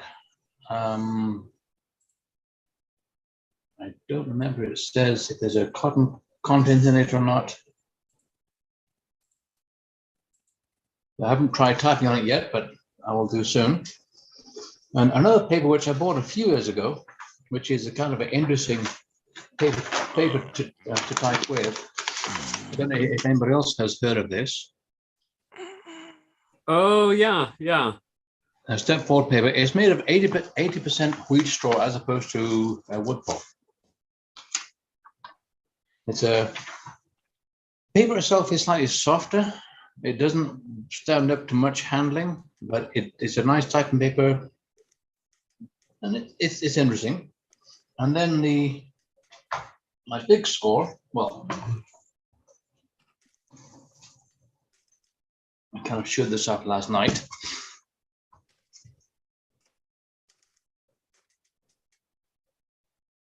Ah, nice. Yep. An Olympia SM3, as evidenced by the tab rail along the back. Ah. And on Tuesday evening, went out for a birthday supper. Little did I know that my wife had arranged for some friends to join us, and they both play guitar, and they came in wearing these big Mexican hats and strumming the guitar, singing happy birthday, all after that. And so then one of the fellows is an antique collector or antique dealer. And he told me that he was out at an old friend's farm who had passed away either earlier this year or late last year. And they were doing some cleaning out, and he saw what looked like a typewriter case sitting outside, ready to go out with the scrap metal. The case itself was pretty badly water damaged. It was all peeling and warped. So he opened it up and found this typewriter inside. He told me he paid $10 for it. And so he took it home and couldn't figure out why it wouldn't work. The platen is locked absolutely solid. The carriage. And so I offered to buy it from him for $10, and he said, "No, tell you what, Bill, happy birthday." Oh, This was the best price. And it took him about 10 minutes to figure out why the carriage is locked solid and the escapement pinion is gummed up so solid it won't turn. The Olympia, when you press the carriage release, it just lifts both dogs from the star wheel, as opposed to disengaging the rack from the pinion. And so therefore, with the pinion being gummed up solid, nothing will move. So that would be an interesting project. And the son of the, I'm guessing as the original is the original owner from the typewriter, started the Tim Hortons franchise in the Next Town South and Next Town North. So we know him quite well. And so, yeah, it's kind of interesting. What else? That's about it for what's new. Okay. One quick question for, make sure I get her name correct, for Marcella, is in your, when you first opened Zoom, oh, that wasn't me. No offense, Bill. Is someone that bold with me? No, I think it was Christoph. I forget to cut the sound. Yes, I'm sorry. Got to mute. I put. Yeah. Anyhow, so when you first came online, I noticed behind you there was a model of an airplane on a stand, a 4-engined, either early passenger plane or a late bomber plane. Now, Sean Barley and myself are both airplane nuts. I'm just kind of interested what model of airplane that was. Do you happen to know? So I have a Lockheed Constellation and an L049 and a Lockheed Electra. Okay. And may I ask, what is your interest or fascination in these aircraft? Oh, I like the vintage airplanes a lot. I actually got to fly on a Connie in Switzerland. I flew all the way there just to fly for an hour. Were you on That was the before the Breitling? decommission. Yes. The Breitling Constellation. Oh my God, the L1649 is my Yes. favorite aircraft of all time. Oh, Yeah, I was on that, and it was so exciting. It was, unfortunately, I think they decommissioned that plane. oh, love it. Yeah. It is often said that the Lockheed, I think it was the Super Constellation, was these, how do I say, the airplane with the sexiest curves. Oh. And it's at the Yes. best in the airplane. In Kansas City, they have a beautiful one. You can fly in it, but you can go inside. It's fully restored. Yeah, it has what's quite often referred to as the corn cob engines. It's a 4-bank radial engine, which is quite the interesting configuration. And my wife was saying that in her younger years, like when she was just a child, they used to fly to India once every couple of years. And they flew in the Constellation, and the noise of the engine echoed in her head for 2 days afterwards. Oh, wow. I can't imagine because that's how I felt after 1 hour on it flying, and I could hear all the way back to the United States. Oh, yeah. We're so weak today because that was the most sound insulated aircraft of its time. It was. I know it the was quietest and pressurized. I think it And was the first pressurized, one that yeah. was Yes. pressurized. Yeah. On my bucket list is to be a passenger in a de Havilland DHC-1 Beaver with the Wasp radial engine on floats. Did they have any flying around? There's still a number of them, yeah. Yes, there's a few at St Andrews Airport on the just outside Winnipeg, and there's a couple at there's St Andrews Airport. All right, on the Red River, just north of Selkirk or south of Selkirk, that are still flying. Am I right in remembering that those are good short field aircraft? Those were built as bush planes. Yeah, exactly. That's And- the word I was looking for, actually. Yep. They had a constant chord along the entire length of the wing, so you only needed one model of rib could go anywhere on the wing.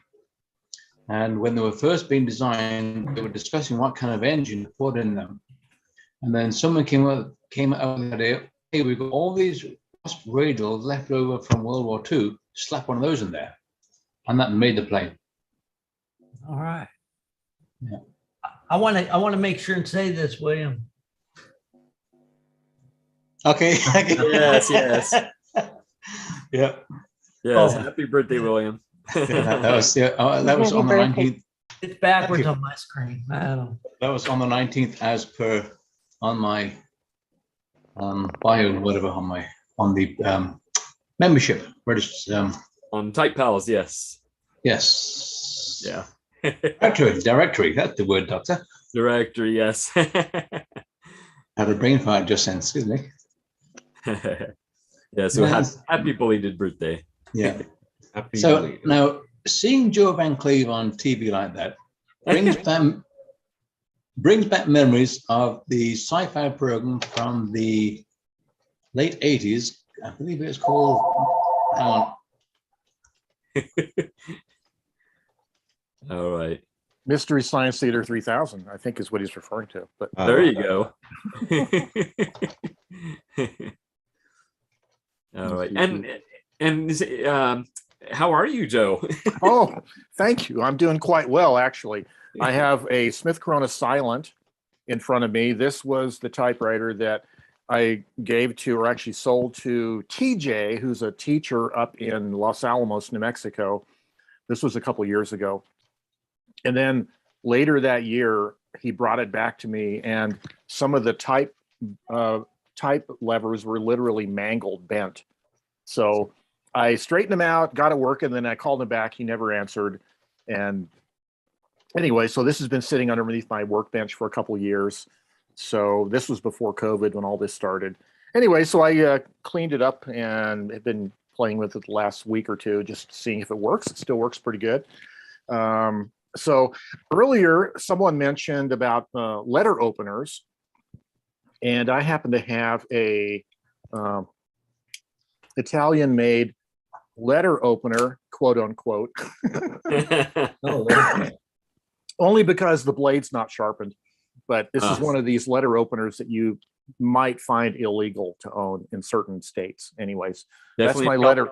Yeah, that's my letter opener. And then, oh yes. So the big thing I wanted to share today was I didn't know that you can ship donuts through the mail. Really? And by donuts, I mean something toroidal in shape. But this package was waiting for me yesterday when I got home from work. This is from Brian Good. And he managed to mail a cardboard and paper donut through the mail.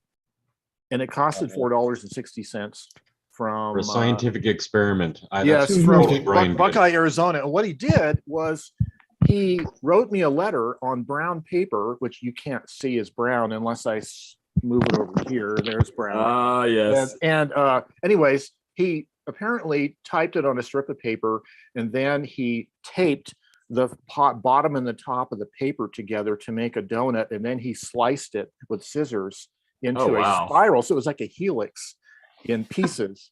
And so I ended up taping it back together to be able to figure out. And it's sort of like one of those ancient Greek encryption devices, you know, the Siddeley that you wrap a piece of paper around a wooden dowel. But anyway, dear Joe, hope this letter finds you well. And I wasn't very irritated, Brian. Actually, I thought this was a very cool idea. Thank you.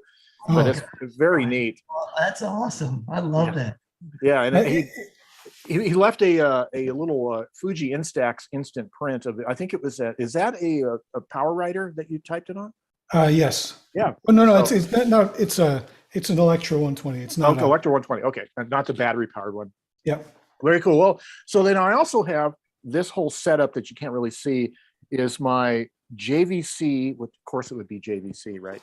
My JVC editing VCR that I bought brand new in 2002 from Camera World of Oregon. And this has the jog shuttle wheel on the remote, so you can, play the tapes back slow motion. I did a number of like experimental videos on this editing setup years ago, but I was thinking that when I go on, like if I step off camera, I'll just play something on the VCR.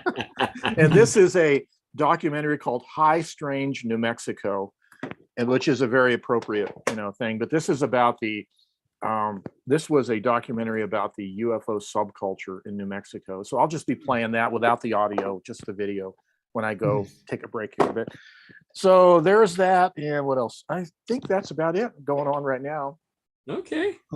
I should tell you, Joe, that the cardboard tube that's in that package, that is what the letter's designed to be wrapped around. Okay, yes, I figured it was. Okay. Yeah, but it of course, it must have been the way that I tried to slice the tape kind of carefully if I could, and anyway, the way it came out is kind of in little strips. So yeah, that works too. Just tape it together. That was pretty ingenious. Now it has me thinking, what are the other ingenious or novel packaging methods that we can use to mail letters? Yeah, I don't know. It's pretty cool. So, as I was saying before my phone rang, seeing Joe on the TV reminds me of the 1980s science fiction show, Max Headroom. Oh, yes. Oh, yes. Except I don't do the glitch thing very well. Yeah, I know. Go glitch. No, I don't. My internet does that for you. Yeah, exactly. Actually, I got some Fresnel lenses to put in front of my small TV. Oh yes, of course. Like Brazil or I don't know. Brazil, exactly. Yeah, Brazil, perfect. But that's what it made me think of. So. Well, this TV that you're saying was my mother-in-law's little black and white Montgomery Ward's TV that she had in her kitchen on top of the microwave for years. So, and is that a Rolodex next to it? Yeah, actually, there is a Rolodex, and that is, it is exactly paper Rolodex. I'm not supposed to mention that all of my passwords are on that Rolodex. Luckily, you can't see them. I remember in an antique shop TV with furniture with the radio and the TV in the same furniture from the 60s, if I remember. Oh, yes. And I saw it and I said, I have no place to have it in my home because I think I could book it, but I don't book it. But I love his TV furniture. Yes, the console TVs. Yes. Yep. Back in the day, those were big. Everybody had a television. It was a piece of furniture. Mm-hmm. And in my now see, you said that's your TV. So I thought it was just a zoom trick. So you're using that as a monitor, or is it a zoom trick on your TV? It's not. This is a Brian Good trick. Brian did this a couple months ago, and it was so obvious that it should have been something I could have done also. But no, I'm using a Sony analog camcorder. This is a high 8 tape camcorder pointing at me, and it has composite video outputs, and the composite video is going over to my VCR. and the output of the VCR is going to the TV. And then I have my digital camera pointed at the screen of the television, and that's going into my computer. And then I can control the shadows by adjusting the brightness on the television, the back of the TV. And if I could reach it, I could get the vertical hold and make it start flipping for you. But anyways, yeah, it's a little contrasty right now.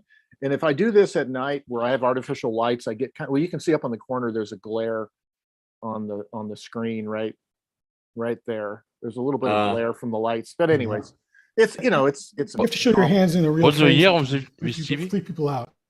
Yeah, there you go. Anyways, What's the year of the TV? Like a garage, but yeah. Yeah, that's. Oh, I was thinking that was a Zoom background somehow. I was about No, to that's a ask. live background actually. Yeah. So anyways, fun. Yeah, so nothing really new this week, except I think I'll be doing the third of the Kevin Kittle videos. Cool. We'll be doing a comparison between my his Powerwriter and my Singer electric that's made by Smith Corona. We'll just look at the differences between basically an electric Smith Corona and a battery powered electric Smith Corona. So we'll be doing that this week. Very cool. I think Christoph was asking what year the TV was from. I don't know actually. I could probably look in the back, but I think it's from the early 70s. Okay. Maybe mid 1970s. It was Montgomery Ward's, which is a department store chain that used to be here in the United States. Or as we called them, monkey wards. Monkey wards. I actually have this is a 12-inch diagonal monitor, but I have a 19-inch black and white out in the garage that still works. It's a Zenith. And I'm particularly proud of that one because that was, I think I bought it for maybe $10 from my former boss who owned the TV repair shop, and it was dead. And it turned out to be a ceramic disc capacitor in the high voltage circuit was shorted. So anyways, I replaced that, and I've had that other TV ever since. But excellent. So it's nice to have a couple black and white TVs. This TV actually was sitting out in my man cave shed with one of those. Do you guys remember when they first came out with digital broadcast TV? The U.S. government gave everybody a voucher for a free converter box. Oh, yeah. And so I have the converter box on top of this TV, and I can get off the air TV and the digital TV, the new, the contemporary off the air TV, and I can put it on this old black and white monitor. And it also has a remote control. So yeah. Anyways, this is my black and white television for the man cave shed. Excellent. Yeah. Well, and I'm also typing on a brown paper bag, by the way, just to in honor of Brian's great brown paper toroidal letter. Excellent. Well, it's so good seeing you, Joe. Good seeing you guys too. Even in glorious black and white. Glorious. We're going to start this documentary going when I go on break here. So excellent. Okay. Very good. And Brian, how are you? I'm well. Let me unmute myself. Hold on. Now, I saw you showing your little portable TV. Yeah, this is I got this just to do that trick with, and I get the Fresnel lens for the front of it too. Fresnel Fresnel. I don't know. It's but it's just a little portable TV. Yeah, that's cool. I'm trying to add a composite input to it, so that I don't have to use a VCR or a RF modulator. Oh yeah. I haven't gotten it to work yet. My mod did not go well, so it's been sitting on the shelf, taken apart for a while. Yeah. But anyways, it's my little TV. Very cool. My other TV is only 2 inches across, and it's kind of hard to see. Yeah.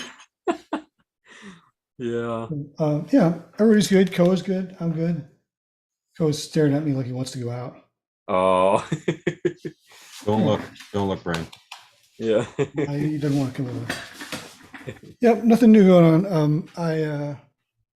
I've been playing with my Typestar 7, trying to figure out what features it has, and it's really hard to use. So I wish I had a manual for it. But the Typestar 7? Yeah, well, just some of the additional features. It's just not very clear about what they do and how you make them work. But it's got like this. It's got this text stuff and text. It's where you store the text in memory. You can pull it back out. I don't know how any of that stuff works. It's got a mode and a text button, and I don't know what I know what mode's supposed to do it. It's I'm discovering its features. Okay, I know. I'm assuming it works similarly to the Typestar 6, and I believe I have a video up where I don't really show what I'm doing, but I describe it, and I mean I show the typewriter. So I don't know if that'll help. I'll go back and watch that. Yeah, because I say what buttons I'm pressing, because everything's like combinations on there, like code and such and such.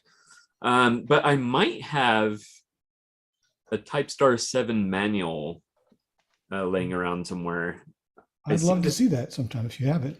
Yeah, if I can find it, I'll send it to you. Okay, thank you. Yeah, that's all I'm doing. Okay, very cool. All right, and let's see, we have Eric Tidd. How are you? He's enjoying the weather. Yeah, just catching some rays out here and talking typewriters. Excellent. Anything new in your world? Not a whole lot, but I did pick up this Royal Swinger with the radio.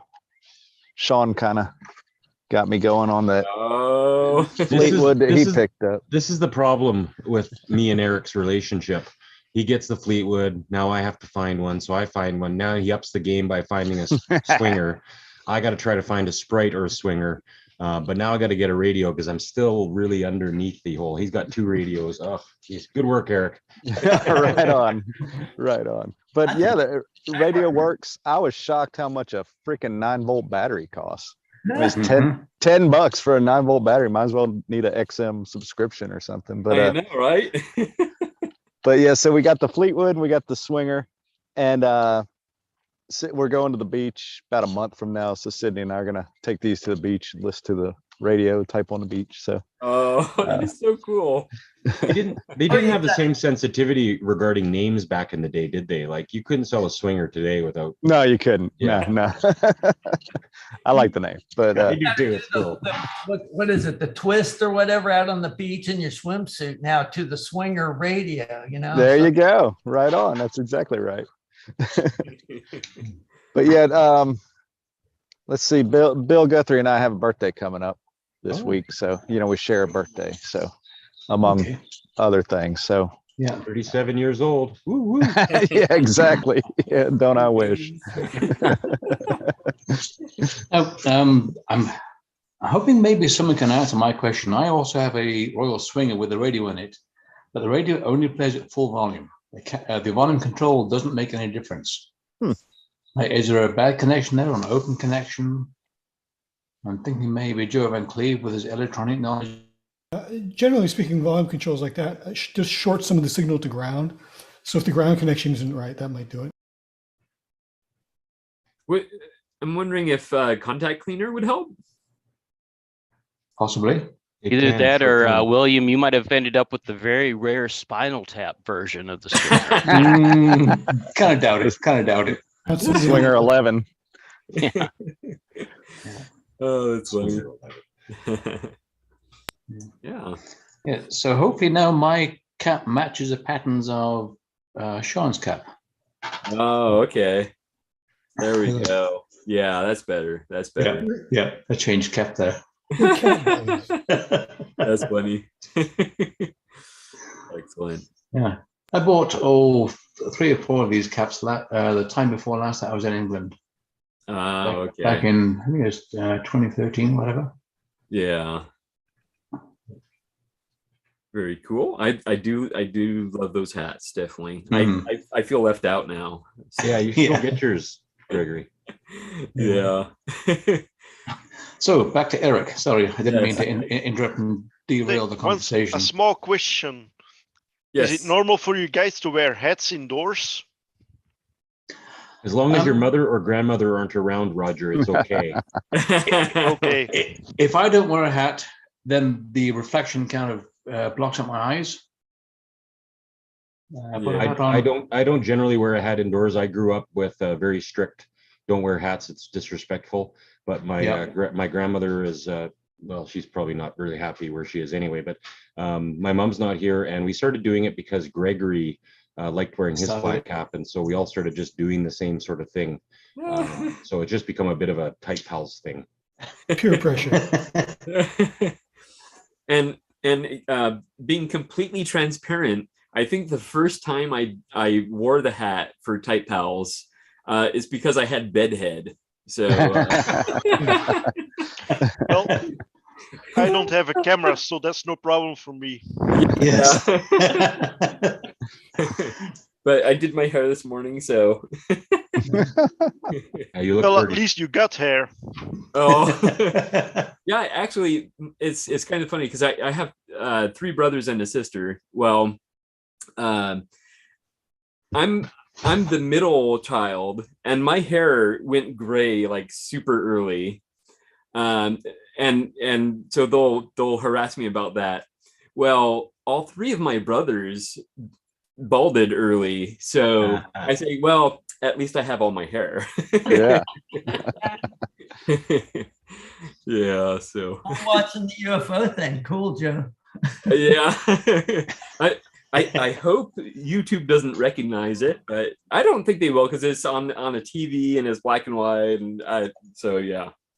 But I know one time we had Indra with us, and he turned the camera to a game that was on the TV.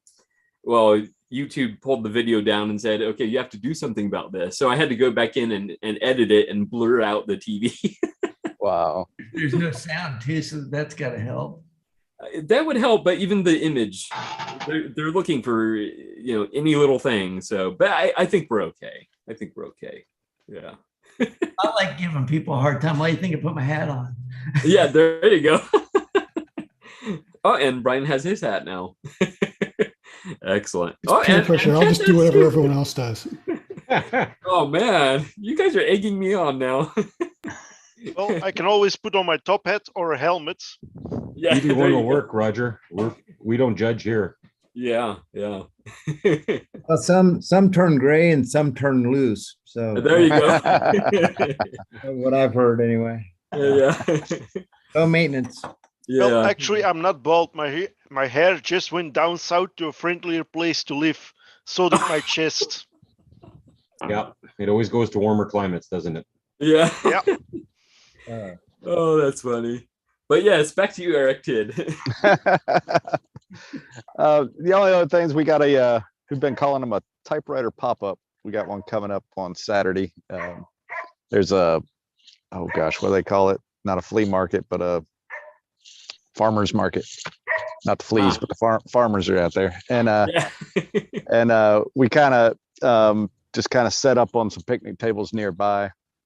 And it's great because you get a lot of traffic through the farmers market, and then people come over here, the typing, and I work with a couple other really great guys who help put this thing on. So we'll see if hopefully weather will be like today. It'd be awesome.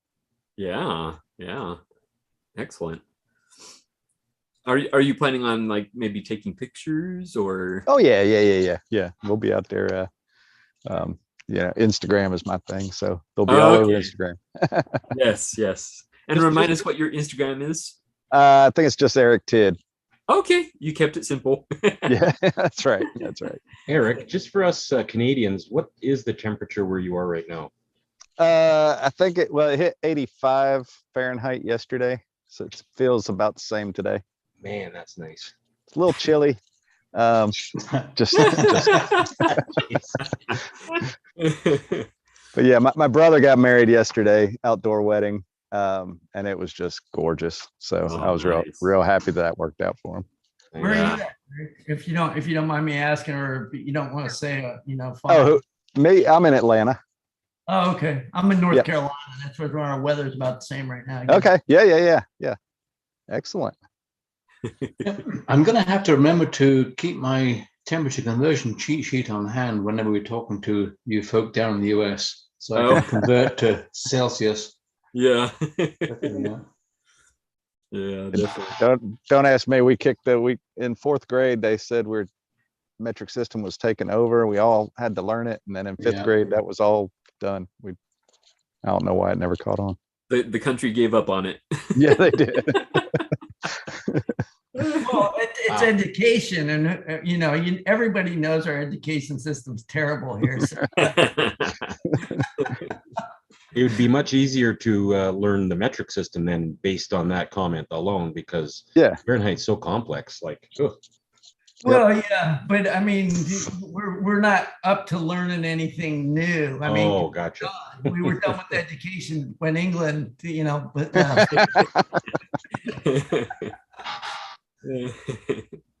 In the imperial in the US system, a cubic inch is not the same as a fluid ounce. Whereas in the metric system, a cubic centimeter is the same as 1 gram or 1 cc or 1 milliliter. Well, I will say that one of the things that helps when more Japanese is the code talkers that were Navajo Indians.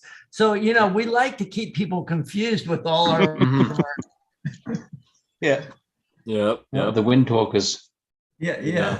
Yep. All right. Let's see.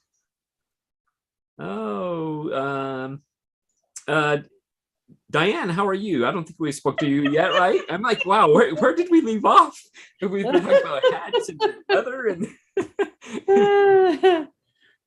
How are you, Greg? I am good. Yes. That's good. Yeah. Anything new in your world? Yes, I have a few new things, even though some of them are not typewriters. I have some new pen. I have a new pen and pencil. Ooh. Lamy 2000. Yeah. I didn't know about them until I got, heaven forbid, I bought from a different store than Goulet pens, but I did. And it's like, I got this catalog. It's like, oh, gee, I didn't know they had a pen and pencil. Those are kind of cool. So now I can put it with my fountain pen, and you have the whole set. Actually, there's also a roller ball, but I don't really use roller balls, so I'm not worried about that one. Oh, okay. That's a good one. Are you a Goulet fan too? Yeah. Yeah. Also got this. Oh. Wow. Oh yeah. And it has the stripes on it, right? Yeah. It has the stripes on the top, and it has stripes on the front and side. Ooh, very The nice. The more stripes, the higher the level of typewriter you could buy. Yeah. It was. Yeah, there was 3, 2, and 1. Oh yeah. Yeah. Really? Yeah. There were 3 stripes were silents, and then 2s were sterlings, and then 1s were just sort of the standards. Wow. Or none. Amazing. Yeah. I love learning new stuff. That's so cool. I know, right? Yeah, but now I want to buy one of each. Yeah, exactly. That's perfect. Well, I'll be honest. I saw this on the Facebook Marketplace, and I saw it at a really low price, and I was like, okay, this ought to be cool, and I indicated my interest, and then after I said, yeah, I'm interested in buying, the seller came back later that day with, I had an offer of X. Am I still interested? And it's like, I didn't really like X, but I was able to see, from her photo, I was able to see that the machine was not a pica. The scale went beyond 80 is what I mean. And I thought, dang it, I've been looking for one of these since I've been collecting. Let's just put it that way. I have not seen one that I wanted to get most. And actually, I get into that in my typing. I actually have the whatchamacallit for this week. I was sitting here typing it earlier. Anyway, and so yeah, I'd been looking for one of these, and I finally found one, and so I went prepared to pay the price that that they had set, that she had indicated that they had offered her, and she indicated, she asked me if I still wanted to go look. Yeah, sure, I'll come look at it, because it was local. So I went over, and it's like, dang it, I want it. It's like I came prepared to pay to equal their price. So I got it, because they couldn't make it till the weekend. She'd said something, they're over in Illinois. I'm like, so am I, but But I came over tonight, you know. Yeah. But yeah, I was using it to type the thingamajig here today. Very good. When they say X, you say Y.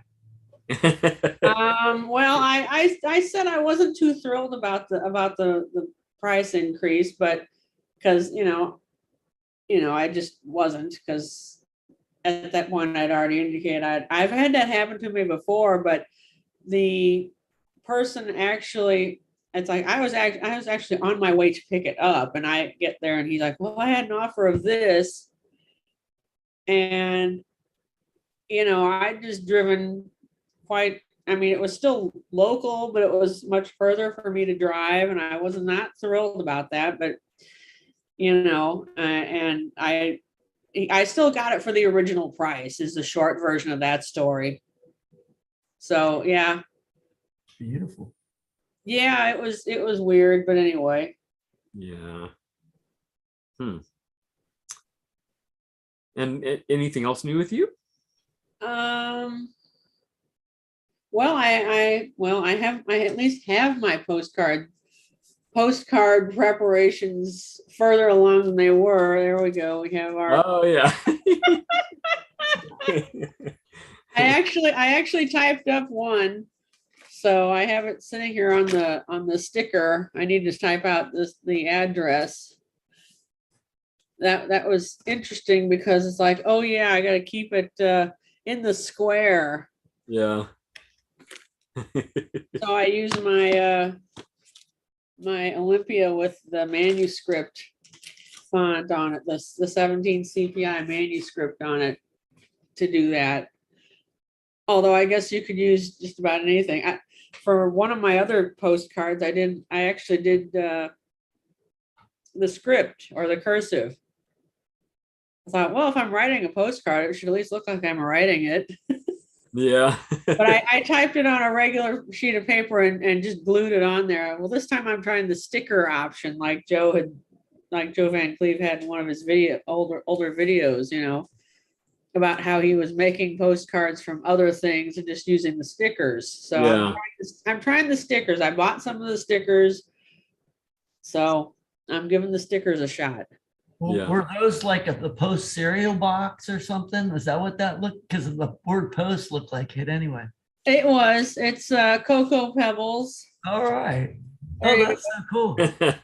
Oh, so you just made. I heard you say about making them. I didn't realize you made those. Oh, that's yeah. Cool. It's like I cut up the box, so I have the box remnants over here. So I have the back of the box, although the front of the box looks a little more fun though. Yeah, definitely. Wow. But yeah, I have the typing prompt. I don't know if I really want to read it though. Yeah, you don't have to.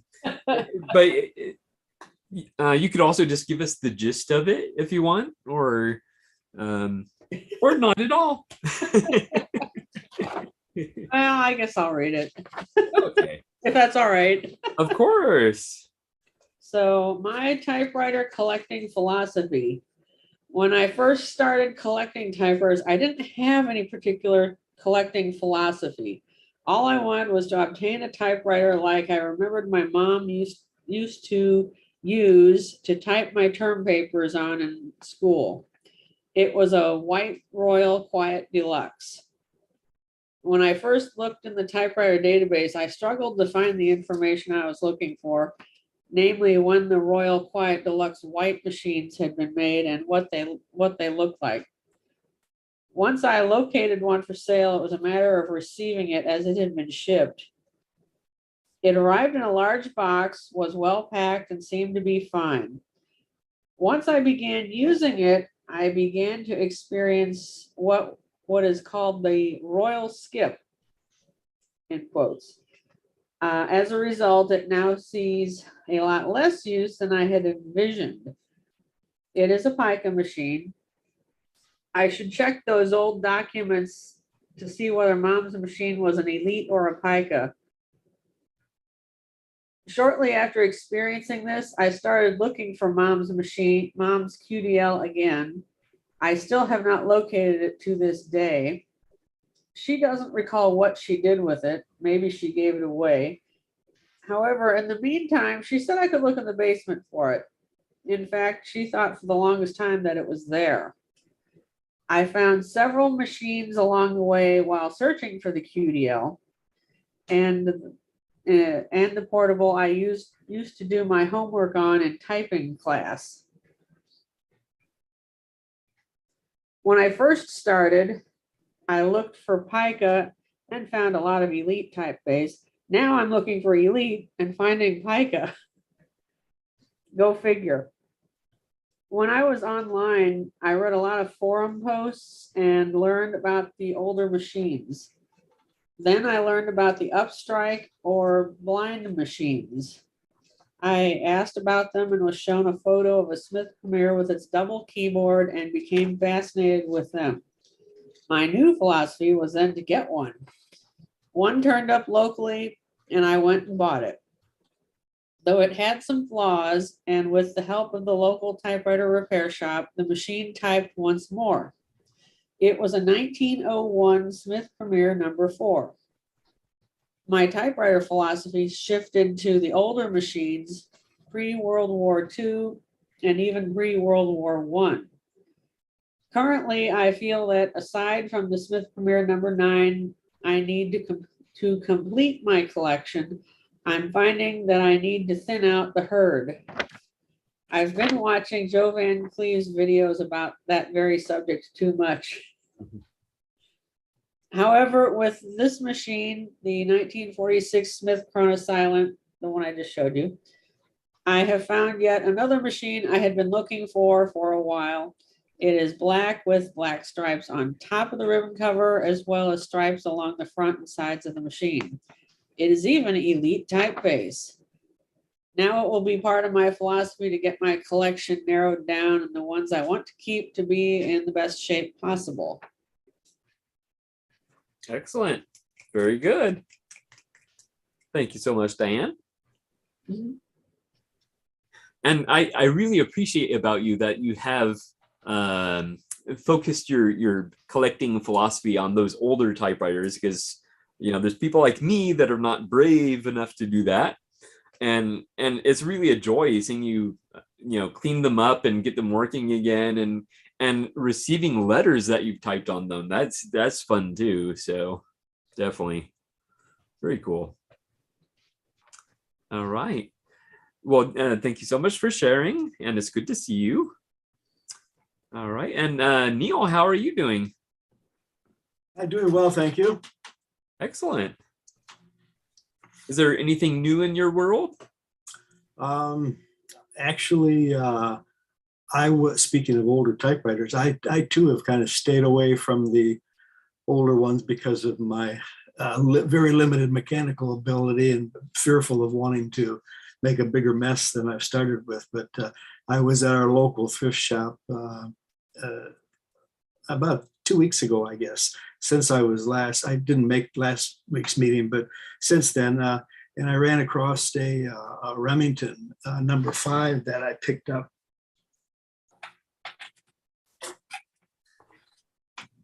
Cosmetically, it's got some issues, the chip there, but otherwise, I guess there's streamlined. To my amazement, I did a general check of it while I was in the store, and I paid $35 for it. But when I got it home, I threw some paper in it, even with the old dried out ribbon in it. It really types well. I've since put a new ribbon in it, and really happy with it. So there's an older one that I have now that I didn't have. I think it's a 1937, if I'm not mistaken, 38, something like that. But anyway, interesting that Diane was just talking about older machines and this one popped up. But yeah. I expected it to have issues, but lucked out, I guess. So yeah, I didn't even do I just wiped it off with some Windex. I've done really nothing to it at this point. So. Excellent. It looks like a really wide red ribbon to me for some reason. Pardon me? When I'm looking at it, all I see is the red, and it looks really wide to me. That's because you're seeing the red part of the ribbon above the red type guide. Oh, okay. Yeah. I don't know if I have that exact same model. I have one that looks like that, and I didn't remember the red type guide. I'll be darned. Okay, good. Thank you for pointing that out. There we go. There we go. Yep. Yeah, I have one of those as well. They're very nice. Now, so Neil, do you know where to find the serial number on that machine? Yeah, I actually looked it up. Okay, fair enough. I just can't remember. It was a 30. I think it's a 37 from what I remember. Just that some people have a heck of a problem finding the serial number on those machines. They're looking at the back, underneath, on top. Then you look in between the keys. I did as well. I had a hard time finding it. Under the comb, yeah. I watched a video, and when they pointed it out, it's like it was so obvious. But if it's not, yeah, it's obvious once you know where it is. But so yeah, exactly. Sometimes when people have the typewriter listed on eBay or Kijiji or wherever, they'll say, "I have no idea what year it is," and if I copy and paste a photograph or the picture and enlarge it, I can actually read the serial number, then message them. The serial number on this machine is so and so, saying that it's a 19, and they say, "Where did you see the serial number?" That's funny. Excellent. And anything else new with you, Neil? Not a whole lot. I just mentioned, I forget who it was earlier, was asking about a Typestar 7 owner's manual. I believe I have one. Ooh. So I'll check, and if I do, who was it that was looking for one? Can you help me? Brian Good. Yes, Brian Good. Brian. Actually, if someone could send a PDF to Richard Polt, he could add it to his website of manuals. That's a great idea. Yeah. Very good idea. Yes. Do you have Gregor, do you have a document place on your TypePal's website? No. I was just curious. See, that's something that I would probably integrate more on the new website, Type Co-op. Yes, that makes sense. But through a link, because like Richard Pohl, he has that long list of manuals, and I think I'm pretty sure I already linked to that. I could be wrong, but yeah, there's a ton more links I can add to the website, but yeah. But yeah, that'd be a good home for that, though. Definitely. Yeah. Well, anyway, Neil, it's very good to see you. Thank you. Good to see everybody. Yeah. And Anthony, how are you? How has your Valentine been treating you? You're muted. I think your audio is not working. There you go. Still not working. Yeah. You might have to choose your audio source if you're on a computer. There we go. There we go. Apologies, the wrong source was selected. Yeah. Okay. How's everybody? Hope everybody's keeping well. Yes. Yes. Anthony, I just sent you a private message. Check that, and then So carry on. Yeah. Yeah. So how's that Valentine treating you? Yes, good mostly. Oh, no. There's a little bit of an issue that when you return the carriage, it seems to get stuck, and pressing the space bar or keys doesn't seem to work. But it's a strange thing because it's not happening all the time. It's intermittent, and it especially happens when you reach the margin on the right and engage the margin release key, return the carriage, and it seems to get stuck just for one character a lot of the time. And then if you press the space, but what's been happening is, I return the carriage and type a word, and I didn't realize that the first two letters of the word have been typed on top of each other. Not quite sure what's wrong there. Maybe somebody here knows, and hopefully maybe it's a quick and easy fix. Does that machine have a type system on it, a tabulator? No, there's no tabulator on the Valentine. Okay, fair enough. Which I suppose makes things simpler mechanically. Yeah. But you can only just set the margins, with the usual sliders. Mm-hmm. There's no tab set or tab release on it, just the margin release. Okay. I'm imagining that somewhere in there, because it's intermittent and it's not happening all the time, that there's a little bit of an issue somewhere, I mean, it's really not the end of the world, but when you're typing quite a lot, you don't want to be getting stuck, Yeah, definitely. I found my Remington. Well, not that Remington, but I found a Remington. I was just like, where did I put? I don't know where I put my Remington. That's black. It's got the weird way that it strikes. And I got this box out, and I'm like, this must be it. And I grabbed it and I brought it out here, and this ain't it, but it's a cool little Remington too. It's a lot newer. I don't know what it is. A travel writer. Yeah, that's right. Yeah, I haven't. It's kind of cool because you guys get me thinking. It's like, wow, I wonder what. So I mean, this thing, it's good to get out. I mean, it's good to get stuff out. Yeah, definitely. I'm gonna have to. So Anthony, let me get back to your problem. If I understand it, when you do a carriage return and you're starting to type on a new line, the carriage doesn't move on the first character. Correct. Yeah. That's exactly what's happening, Joe. Yeah. Happening there right now, and as soon as I press the space bar, it's moving again. So it's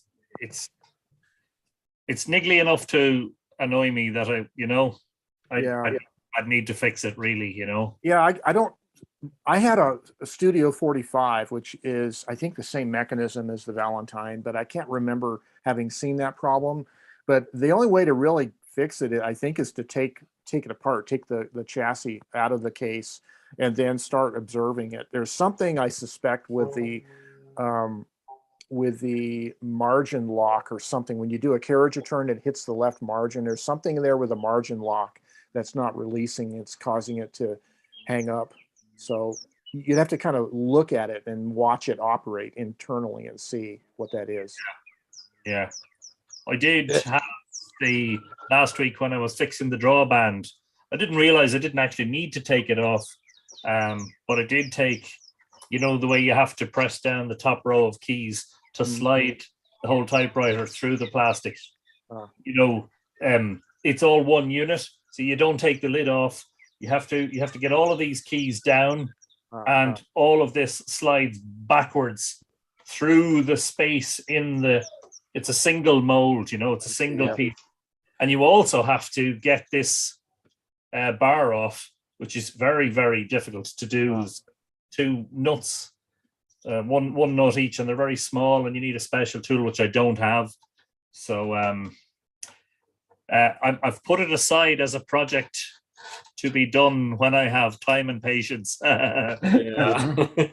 Well, if you try, when you do the carriage return, if you then, before you type the next character, if you hit the margin release first, I wonder if that would prevent the problem from happening. That's interesting. I might try that. In fact, when I finish talking and when somebody else takes over, I might just try that and observe what happens. I mean, I was saying last week, Joe, the typewriter is in very good condition, and in fact, it's very clear from the keys that it hasn't had much use. I've seen one of these where the key tops were they had a very they had a sheen on them, and in fact, in some cases there was white appearing on the top of the key at the back end of the key, where it had been used so much that it had begun to wear. Now I don't know about the science of these things. Some people have sweatier hands than others, and maybe that's a factor. But This has all the hallmarks of a machine that hasn't had a rough life. And in fact, I was saying last week that it's unusual. Well, not unusual, but it's a good sign when the ribbon spool tops are in place, because they screw off and are easily lost.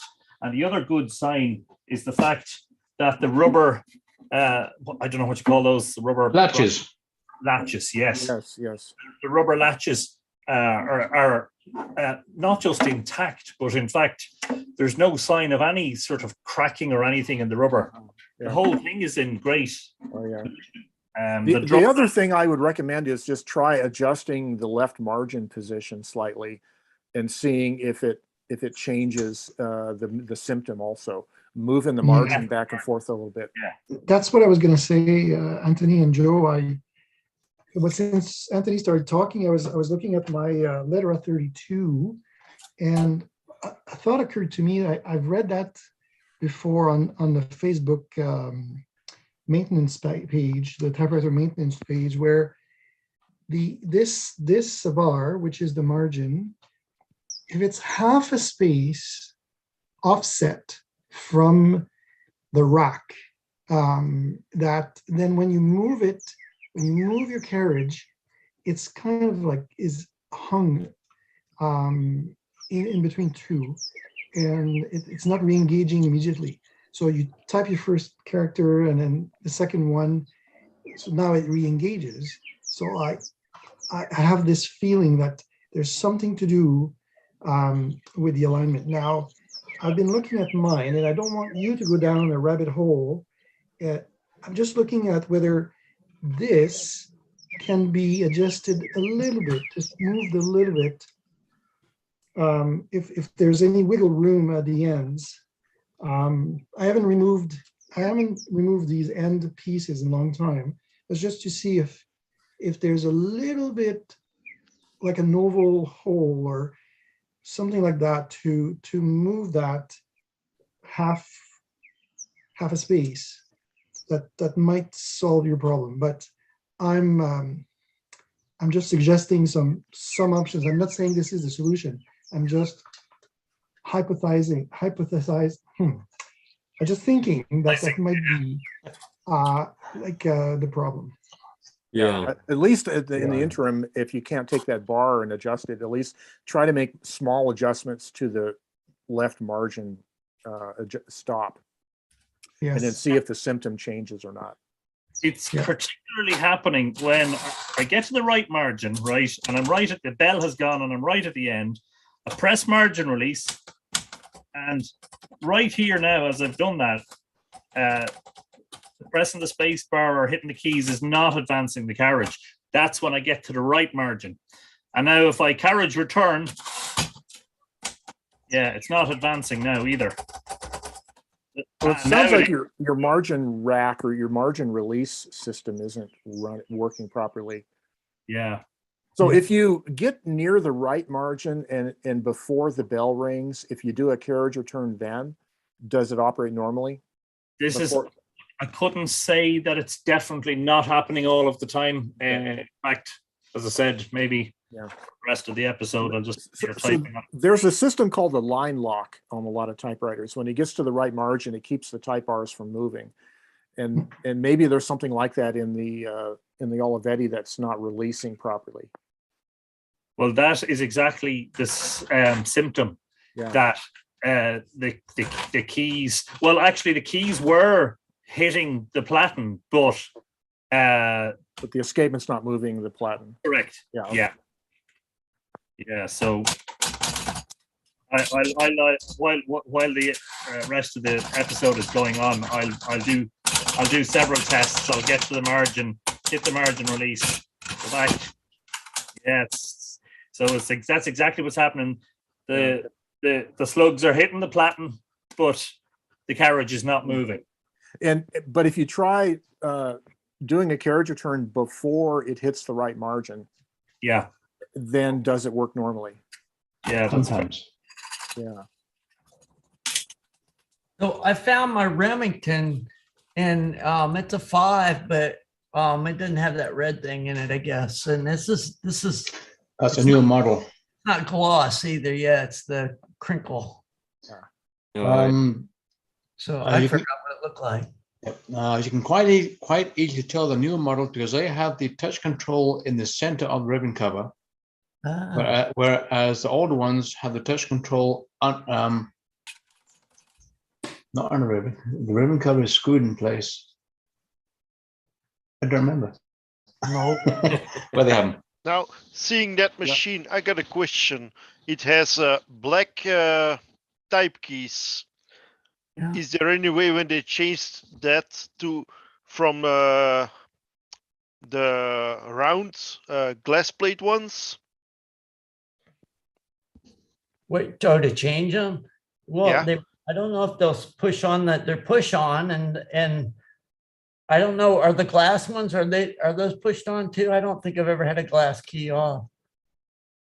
I know it takes this tool to get the glass out. Yeah. On, But these seem to be plastic ones. yeah, these Did they- are. So these are newer. But, Do you know when they changed that? Did they ever have glass ones on those? Probably the 40s, I guess. 30s probably were still glass, I'm guessing. That's a just I have a 35 and I don't think it's glass. Oh, really? Oh, sorry, then I made a mistake maybe, but they're the round ones with the middle trimming that you have on top. Yeah, like the old keys. school keys. Yeah. Asking if you would like to change to these kind? Is that what? No. I just wondered when they changed it. Oh. Roger, depended on the company. Some companies kept sort of the glass keys into the late 40s and switched over. Everybody was generally switched over by like 1949, 50 to 51. But you'll find plastic keys on earlier typewriters, but like Underwood kept that sort of set up, and Remington did right until 49, 50, and then they started going with plastics. So every company was a little bit different depending on the model and what they were doing and how they were trying to manage their product line. And then you've also got to differentiate a plastic being, whether that be Bakelite or there was another plastic that came around about the same sort of time, a thermoplastic resin, and then there was the injection molded keys, which came in about 1949, 1950. These look so some of the late 30s, early 40s machines had the Bakelite keys with the molded legend that was filled with paint between the glass keys and the injection molded two-part keys. This is 1941. Because I got all my typewriters, in a database myself. Well, see, that's an early one. I got a later one with the round keys. This is made late June 1941, according to the typewriter database. Yeah. I'll share you a picture of mine, which is a 35. It's on the database, so. And is that glass? Yeah. No, it's not glass. It's not glass. Oh. Huh. No, it just looks glass, I guess. It's sort of a celluloid. It's sort of a celluloid key piece with a chrome ring around it. Well, that's what I was talking about. Same as my KMM from 1951. Okay. I get rid of the share. Oh, there it is. Stop share. I don't want to hog. Easier for me to show the picture than to go dig the machine out. I know, right? Yeah, I need to learn that. But anyway, it's fun to show something too. Yeah, very cool. All right. And Anthony, was there anything else new with you? Not a huge amount, because myself and my wife have been painting and decorating for the past 15 days. Oh. We're nearly at the end of that now, and I'm quite exhausted. I'm not getting much time for typing, but not a huge amount, no. The Adler had a spin during the week, and I've just had the Olympia on the desk, so trying to get time is the main thing, Yes. I also should have mentioned, Gregory, that I renewed my Type Pals membership. Oh, excellent. But I haven't received any correspondence yet. Is that unusual, or is that's just you get it when you get it kind of thing? Is that the way it works? Let's see. I sent out the newsletter. Was it this morning or was it last night? So you had. When was the last time you received an email from Type Pals? Oh, I've received several in recent days. One about the website being down, one about, I think, events, and one just reminded me to renew my membership, which I did. Oh, okay. Oh, still getting emails, all right, yeah.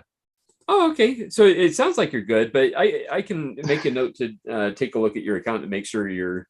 Yeah. No, I'm not looking. I'm not necessarily asking to be inundated with correspondence. I've been very busy anyway, so it doesn't. Yeah. It's not. But I just wanted to make sure everything was right on that end, so that it felt like it. Yeah. So Anthony, the last time we talked on Type Club Live, we were talking about the ribbon cassettes for your brother typewriter. Yes. And let's say I've done some research, and to ship 2 boxes of a dozen ribbons each, that'd be 2 dozen ribbons, will be $30 Canadian and mail to get it to Ireland. Now that would be by service mail. Yeah, $30 Canadian dollars. Yes. Yeah, I'm not sure what a Canadian dollar is worth, but I'm pretty sure I think that would work out pretty reasonably in terms of euros.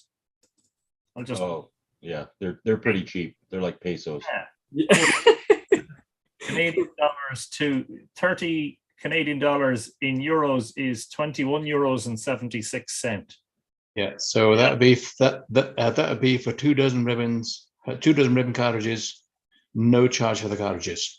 Well, there's nothing wrong with that at all. So okay, we will talk about. I'll dig out your email. Apologies about that, William. I'll dig out your email and I'll arrange to send you the payment, because like they'll be going to a good home. Just put it that way. And yeah, for sure. I know.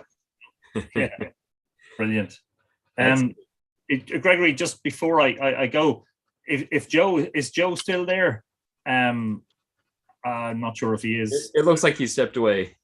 Okay. Well, in terms of the problem, so just to take note, and again, this is something to come back to, but when I get to the right margin, once I have to release the margin release key, the problem happens every time.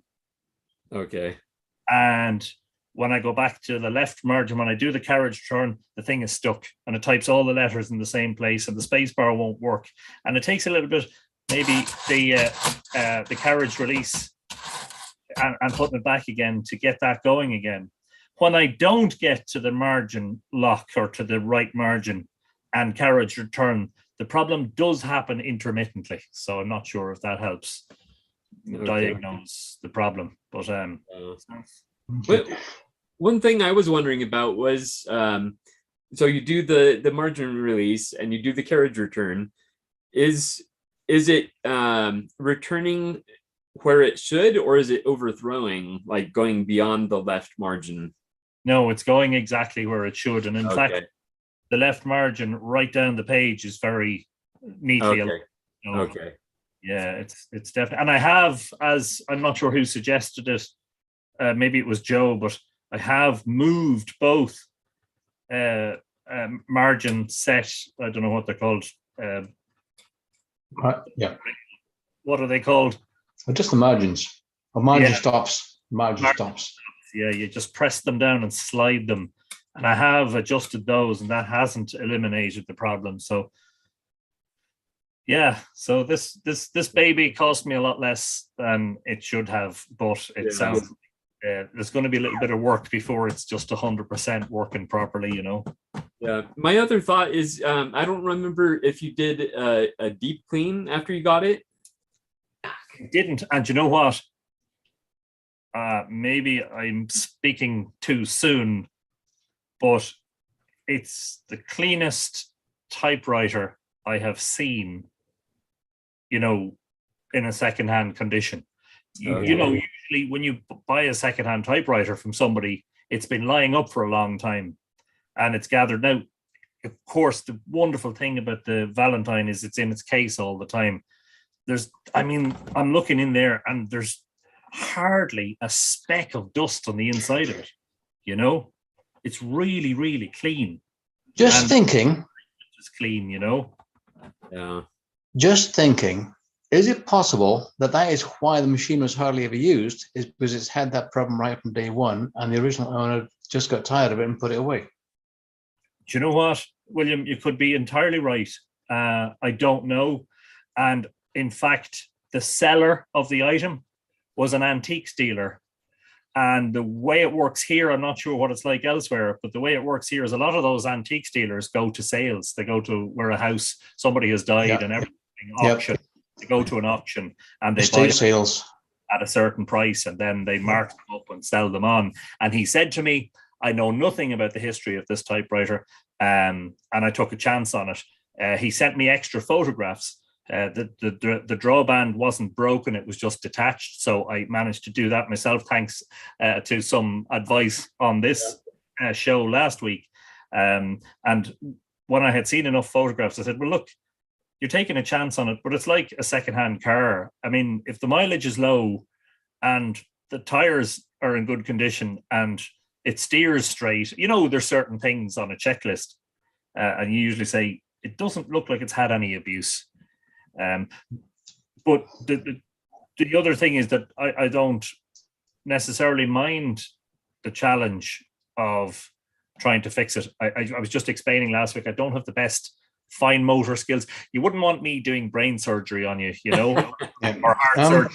I'd snip the wrong artery, you know. Yeah. Another quick question. How much tension did you get on the drawband, on the draw cord? Well, I did 5 full revolutions. Yeah. Yeah. Now, do you happen to have a small fishing scale or something like that? Because the drawband tension should be about 2 pounds or about 900 grams with the carriage in center position and the margin release levers tied down with elastic bands to give the right tension on the draw cord. I don't, but I might just take a note of that. Perhaps it's possible that it needs. Now, I'll be honest, William, at 5 revolutions, I would have struggled to get it around another time, you know. Yeah, okay.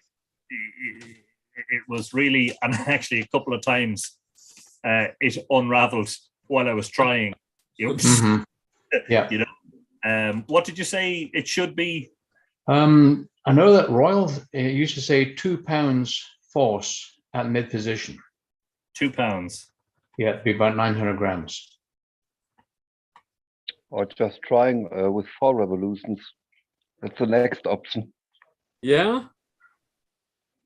Just 4. My thought was, if there's not enough tension, maybe there's not enough tension to pull it off the escapement. But if you got 5 revolutions and couldn't get another one, then I say you probably have more than adequate drawband tension or draw cord tension. Yeah.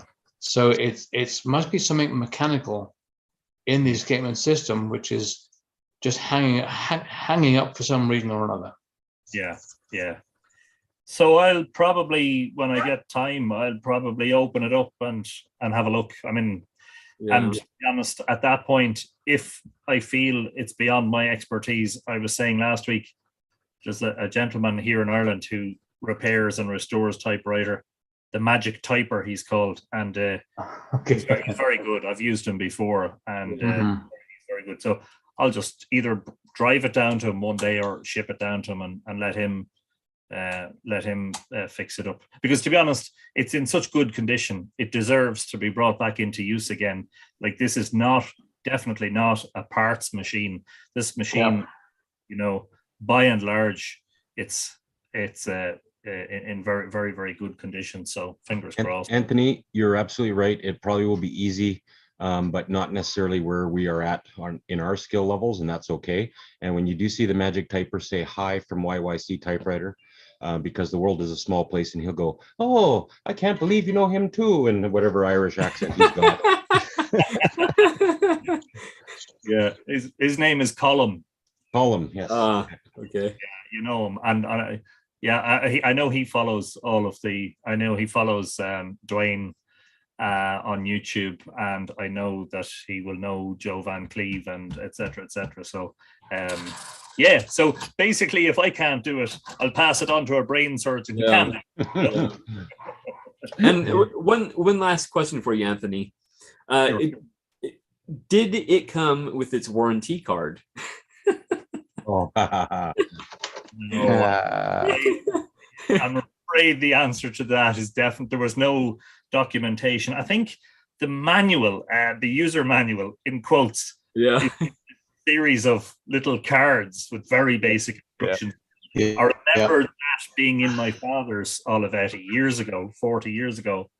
But no, I didn't, definitely wasn't in it. But you look, you know, would it be worth a lot more if it was, would it?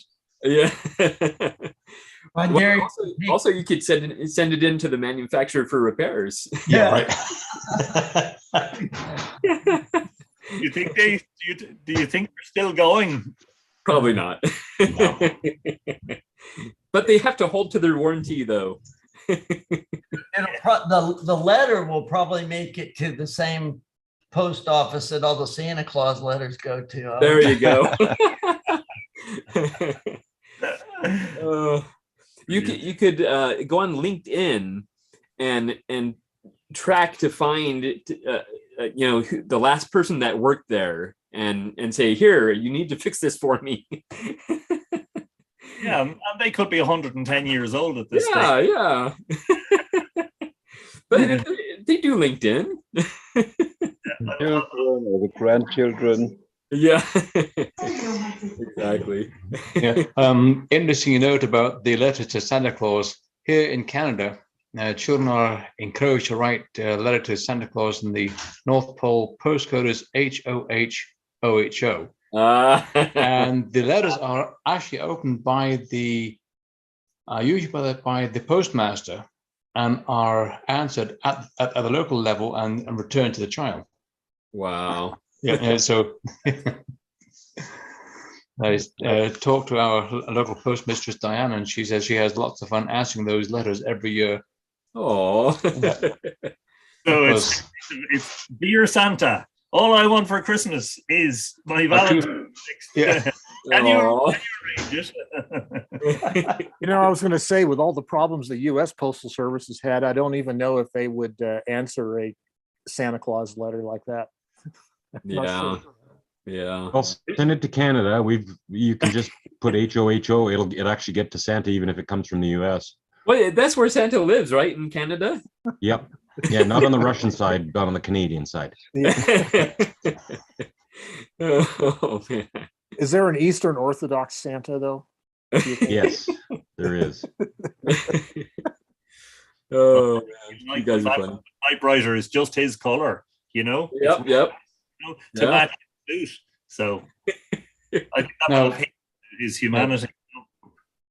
Now, the Olivetti Valentine was definitely one of those typewriters that was built with form over function. If you had a Valentine typewriter in college, you were the coolest kid on campus. Yeah. Very good. So that's why I was never cool, I guess. Not even I didn't go to college, but not even in high school. There wasn't any. Wow. So I needed an Olivetti. My brother was cool, and he had a broken typewriter. He was 6 years older than me, and I tried to fix it, and I couldn't fix it. The carriage was off, the ball bearings were out, and it was a little portable, and I messed with it when I was a kid and never got that working, but I always wanted one.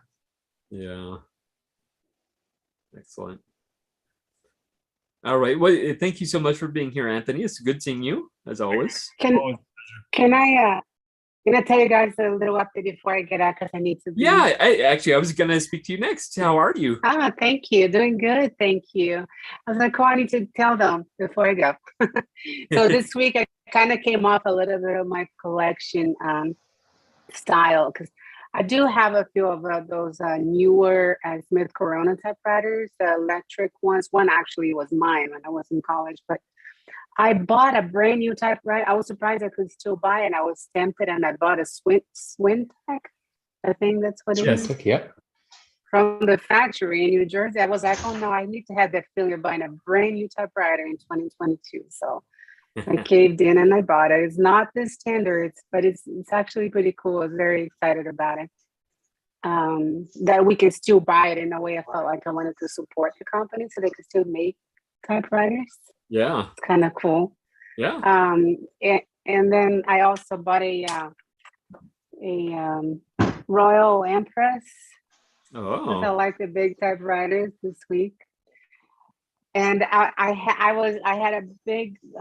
was heartbroken this week as well, because I contacted a seller on Facebook Marketplace, and she had, because I really wanted a Hermes 3000, but they're so expensive. So I never attempted to get one, but this week I found one, and this lady wanted like $200 for it. Even though she did show me a printing sample, and they had like, she told me, oh, it needs ink. And I noticed only the bottom of the letters were like printing and the top was not. I was like, no, that's a platinum problem. That's not an ink problem. It doesn't look like to me, but I figured it could be fixed. So I told her I would buy it anyways. And I was on my way to Austin when she messaged me, oh, I'm sorry. Somebody offered me like $400. So I was disappointed, and I had to turn around. And so I was really heartbroken with that, because I was just so excited. Oh my gosh, finally going to have my MS 3000. But other than that, it was great with the collection. And now you guys going into a new issue here, because now I'm on paper with that conversation you guys had earlier today. Hey, Yeah. Marcella, what? Mhm. Let's see. What kind of Swintech do you have? Do you have the clear one, clear plastic body? No, it's not Okay. the clear one. Okay. It's a 2400 something is in the other room. Right. Not the prison one, 405 Joe. maybe. Not I the don't prison know. one. No, not the prison one. I'm afraid the only I bought easy it. way to get the prison one is, commit a crime. Yeah.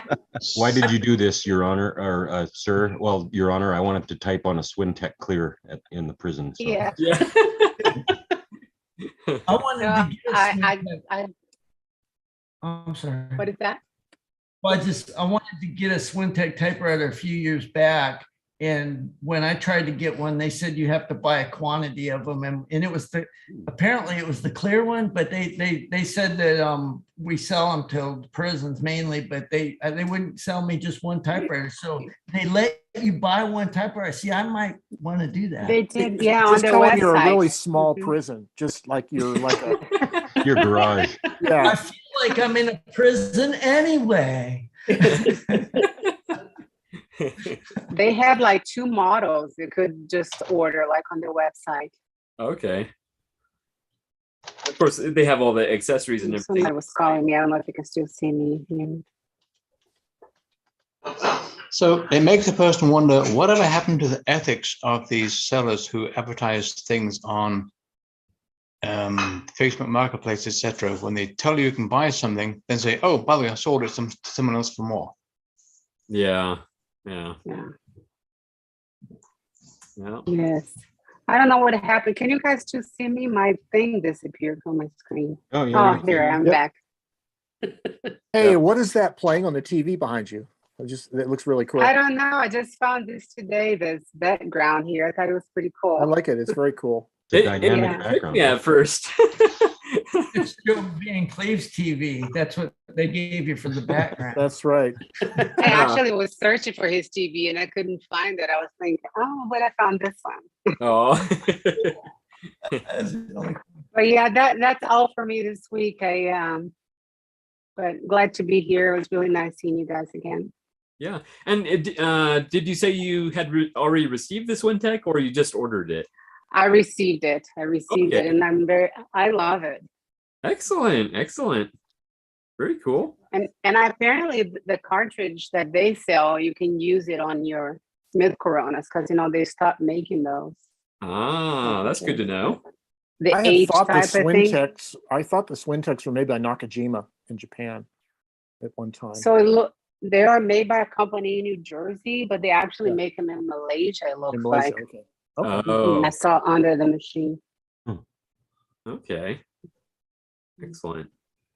I'm curious how many different daisy wheels they have for it for different typefaces. I'll have to go on the Swintech website and find out. Yeah, because I actually haven't looked into that. It'll be interesting to know. Yeah, yeah. But, like, thank you. Of course, Go ahead. yeah. It's good to see you again. Yeah, I Definitely. mean, so if you find out about the daisy wheels, let me know because I would like Yeah. to buy more. It's actually a very nice machine. It gives you more of the feel of an actual typewriter than the old, those word processors they had in the 90s. Yes. Wedge typewriters. Oh, Yeah, but the Swintech one feels more like an electric typewriter. Okay. A little more rudimentary. At least the kind that I bought. Yeah. Excellent. I have been very curious about those, and I actually bid on a couple Swintechs, including one of the clear ones, but I lost out on them. I kept my bids kind of low, so I was like, if I get it for this low price, great, but I don't want to bid up for it. So Yeah. yeah. You can buy it at their website, kind of like the website definitely needs redesigning, but Yeah. it comes to you from their company in New Jersey, like brand new in the box. Nice. That must have been exciting opening it. It was. I felt like, oh my gosh, I felt like I'm back in olden days buying a brand new typewriter. That was exciting, actually. That's funny. So the clear typewriters, when you sell them on eBay, I guess the Swintechs, you can say this was once used by John Dillinger or something. That might not work. Buying those old typewriters made me think of this little short eBay movie. Now, YouTube, I don't know where I saw it. Like this guy buy this typewriter and he starts typing it. And it was like kind of a horror little short movie that somebody made and made me think of those prison typewriters that would have like something on them. Whatever that typewriter was writing would be happening in that guy's house because he had been like in a prison somewhere. So that's why I think of the clear one. Yeah. Excellent. All right. Well, it's so good seeing you again. Thank you. Good seeing you too. Thank you. Yeah. We haven't spoken to Roger. How are you, Roger? I'm doing fine. Excellent. Anything? I've no new typewriters, nothing, but I did manage to try my portables out, see how they were working. Most were doing okay. Need some new typewriter ribbons. That's about it. Okay. Do you have a favorite typewriter right now? That's a difficult question. They all have something that I don't like. They all have something I do like. So I mostly use my Olympia Deluxe Olympiads. That's my daily typer. But now I'm gonna switch around a little more. Yeah. That's always a good idea. Yeah. That's what I tried to do with my blog. I go through and try and get each typewriter on the blog at least once. And recently I did an inventory of my typewriters, and I found first of all a typewriter I essentially forgot I had. That's a good one. Yeah. And then also because I forgot I had it, it wasn't on the blog, so I made sure to use it. So yeah. And now that I'm starting to write letters or type letters, probably it'll be going through all the machines at a certain pace. Yeah, definitely. Just first letter will always be the same, second always the same, and then afterwards we'll see. Yeah, I actually have some typewriter pen pals that they'll use a different typewriter for each page. Like, they use the smaller sheet, so it's not like a book or anything. But for each like 6x9 page, they'll use a different typewriter. So that's another thing you can do too. Yeah, but I don't have that many typewriters. Okay. I do that with fountain pens, but not with typewriters. Ah, okay. Okay. Excellent. Very good. Has anyone of you guys ever noticed that your Royal typewriters, if you have Royal, that if you don't hold the shift key long enough, when you type your capital letters, they end up like really high up in comparison to the, like if you let go too soon. And I'm noticing all my Royals. Is that a normal thing? Have you guys seen that too? I think Royals in general tend to be very particular about the timing of the key presses. That's why they're famous for the Royal skip. So yeah. So I would not be surprised that I use Royals fairly often. So I think I haven't run into that, at least not on a consistent basis. But I do know the problem you're talking about, though. Definitely. Yeah. I like my Royals, but I noticed I thought it was a problem with them, but then I saw some, because Hemingway, he used to use Royals Quiet Deluxe, I believe. He always used them. And I saw some of his manuscripts, and I noticed all his capital letters. A lot of them were higher up in comparison. It could be that the shift key has a long throw compared to some other portables, and you have to go further down for it to actually get fully up. That makes sense. Yeah, I think you're right, Joe. I've noticed some. You definitely have to push it way down to engage it. Sometimes on the Royals, when I get one out that I haven't typed in a while, I actually press the shift key several times and until I can feel the carriage hit the bottom stop, then start typing. Yeah. I had tried that. And of course, Sean is showing off his Royal there. Yeah. It's a beauty. Oh, how beautiful. It's a white one. Yeah, sorry, I was just fiddling with my screens as you were talking about Royals, and I don't have that problem with this one. And I mean, when we talk about style and touch typing, I mean, it's always a very subjective thing, right?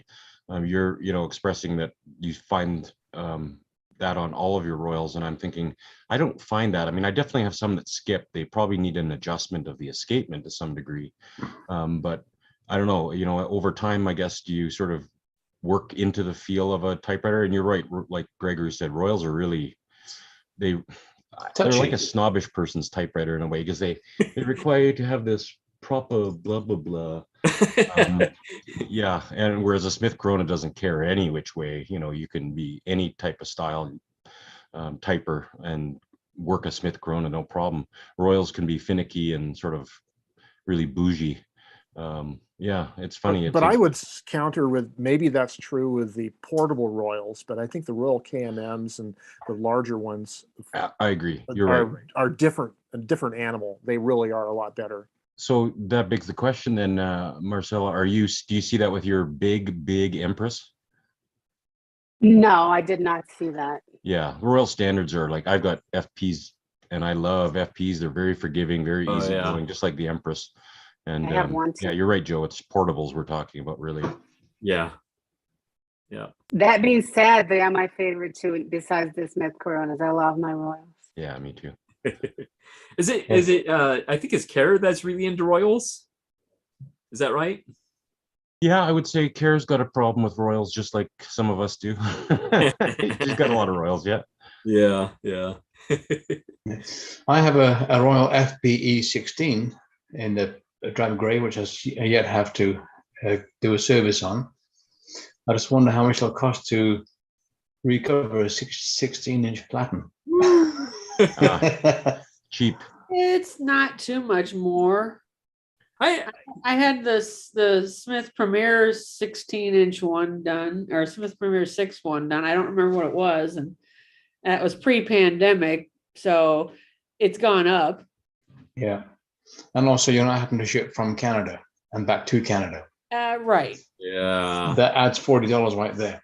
Oh, that was JJ Short. Yes. Yeah. Peter Short is the person you talk to, or if you want to talk to somebody, he's the one to talk to about typewriter platens.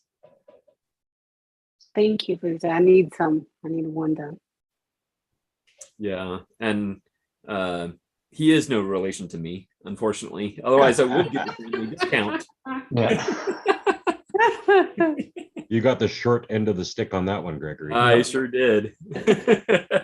And that's the long and the short of it. Yep. So, Sean, maybe we can smuggle typewriter platens across the Canadian border. You know what? With There you all go. the other stuff, Joe, being smuggled these days, I'm sure they'll just let us go. As long as they don't shortchange them. Yeah, that's right. We'll grease the wheels. Yeah, that's right. Are they going to have platen sniffing dogs? This dog is trained to smell new typewriter rubber. Oh man. That would be actually a funny short video, Joe, is a couple guys smuggling platens across a border, and everybody thinks right up until the climax it's like drugs or something. Yeah. Well, you know, when Kevin and I have driven several times over to Arizona, we visited Ted Monk, and we've sort of jokingly called it smuggling typewriters to Arizona, you know, because we would usually take a couple of typewriters with us. So I like doing that in parking lots at Walmart, you know, where you look around in case anybody's watching and you open your trunk. And people think it's like a gun or something, but it's really just like a Royal Quiet Deluxe. Well, maybe it needs to be a Remington, you know, or something firearm related. There you go. Well, I've heard a typewriter described as a weapon of mass deception. Oh yes. Depending who uses it. Yeah. Well, it could be a Chicago typewriter. Yeah. Are they still open? Who? Chicago typewriter? Oh, we were talking about the Thompson submachine gun from the 30s. Oh, okay. They called I it thought it was like the Chicago typewriter. Oh, yes. Yes, that one you're talking about, he's still around. Yeah. Just one question real quick. I'm logging out. If I'm going to write a letter and start writing on TypePal, do I need to get the permission first, or can I just choose names and write a letter? Okay, what you'll find is typewriter enthusiasts love getting letters out of the blue. Yes. So if they say, if on the directory they say, are you accepting new type pals or pen pals? If they say yes, open game. Yeah. And if they say no, you can still write them a letter. Nobody's going to be upset. You're not going to get any hate. Yeah. I've got letters from people, even though I put no for now, but that was only because I had so many going. I didn't want to disappoint anybody. But I've still got letters from Eric Mondor, who always says, I'm really sorry. I know you don't want this. And I'm like, I love this. Yeah. Eric always writes such, what's the word I'm looking for? His writing style is so fluent and articulate. Articulate, that's the word. Thank you. Yes. Not like the rest of us. Yeah. Yeah, kind of the design of Type Pals and the whole profiles is so that you have information about the person, so you don't have to contact them and say, hey, you know, do we have things in common that we can write about? This way you can, you know what their interests are, and you can just write to them out of the blue. And that really is a wonderful thing when you just get a letter like out of the blue, and yeah, it's like Christmas. Yeah, that's cool. Yeah, this week I'm gonna write my first one. So I'm planning on writing to 2 people. This is my goal. Very cool. All right, well, but thank you so much. You'll have a wonderful rest of your day and enjoy the rest of the chat. Thank you. Take care, Marcella. Bye-bye. On my first day, I was joining TypePals. I found someone interesting on the TypePals website, and I don't remember who he was. Oh, well, we're all interesting. Yeah, but this was a certain kind of interesting. Okay. But you don't remember who, huh? Nope. Well, you have to go through all the 170 plus members now. So yeah, that's what I figured out. So do you remember what the certain interest was? It was his picture. It was what? His picture. The photo. Oh. Okay. So what you do, as Greg will say, you go on to the directory, then you go into advanced search. Yeah.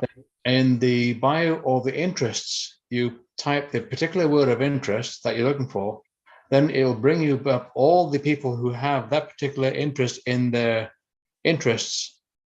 Like that's how Greggy found out that I was interested in kites. Yes. And boomerangs. Boomerangs, yes. Okay. Thanks. Now, Roger, were you referring to the person's profile picture? Yes. See, that would be more difficult. There's no way to search that. So, yeah. Go ahead, Roger. No, I was just thinking it was a black and white picture, I thought, but well, there's so many, so yeah. I recently contacted, so the whole database, the software is run by Wild Apricot. Yes.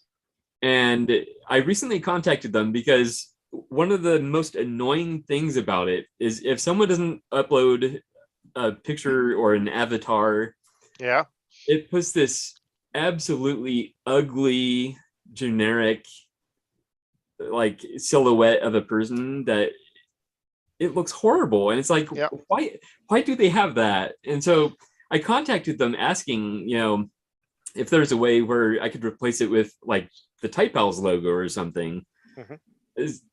And they said there's no way to do that. And I'm like, oh my goodness. So now I'm tempted to ask them, well, can you change it on your end? Because it looks ugly and it makes my site look ugly. Yeah, I think my picture was even how you say it, turned 90 degrees. Mine too. Yeah. Yeah. That'll happen too. Yeah. So there's definitely some features they can work on, but overall I'm extremely happy with it. So yeah. And to think we got our start with a list that was sent through email. And it was just the names, addresses, dates of birth. And I think that was it actually. Yeah. I know that when I joined, the type list was about 32.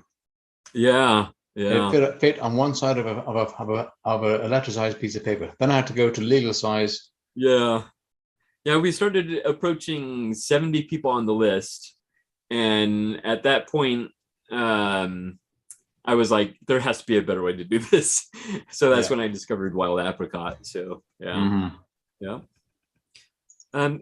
It's been a while since I asked if anyone has a typing prompt or any questions or comments. Bye, Susan. Just a little thing. As far as the typing prompt, goes, was it our philosophy? I didn't read it this week. Was it our philosophy on typewriter? Yes. All right. Okay. Want me to read mine while I'm driving? I'm just kidding. Yeah. You can multitask. I guess my philosophy is just about all the other stuff that I have. It's like,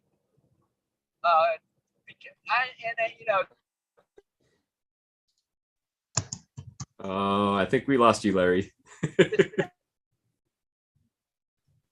He's going through a I buy all the typewriters and all the other stuff, so I figure, it's my philosophy is I'll buy them. That's it. So did you lose me still? Oh, we caught the last part there. You lost me again. We caught the last part. Oh, I just figure okay. I just figure I'll just buy what I want to buy. So some people like this and some people like that, and that's just the way people are. And I don't complain when somebody does what as long as it doesn't affect me. That's my philosophy. It's like enjoy them. I love them. Yeah. Excellent. Cool. Thank you for sharing that, Larry. And I think Christoph, were you going to say something? Yes, just one. Is somebody know about the Olivetti letter of 35 or no? Because I have a small problem. I don't know what is this button here. I don't know why it's not working. This one is for the color. It's okay. Okay, that But is your on the other side, I that can is push. okay. That is your tab set and clear. Because I have this button here, and Yes. when I push, it moves. Oh.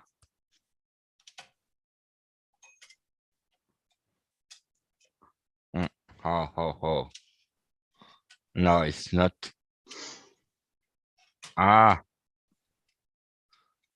What? Okay, I don't understand. Okay, I don't choose. Now, and I found the way to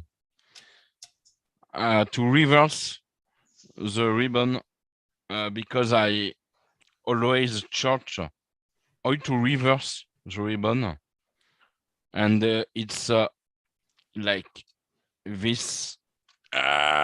Okay, it's working, and the ribbon go to this way, and up the ribbon go to this way. I search for many weeks how to reverse it, and I found because Okay. you don't have a level or a button to make it. You have to move it and up. Okay, it's a good machine. I found I when I was in holiday, I asked to antique vendor, and he said, "Yeah, I have a typewriter." And when he came with the box, I recognized the box of the Olivetti 45.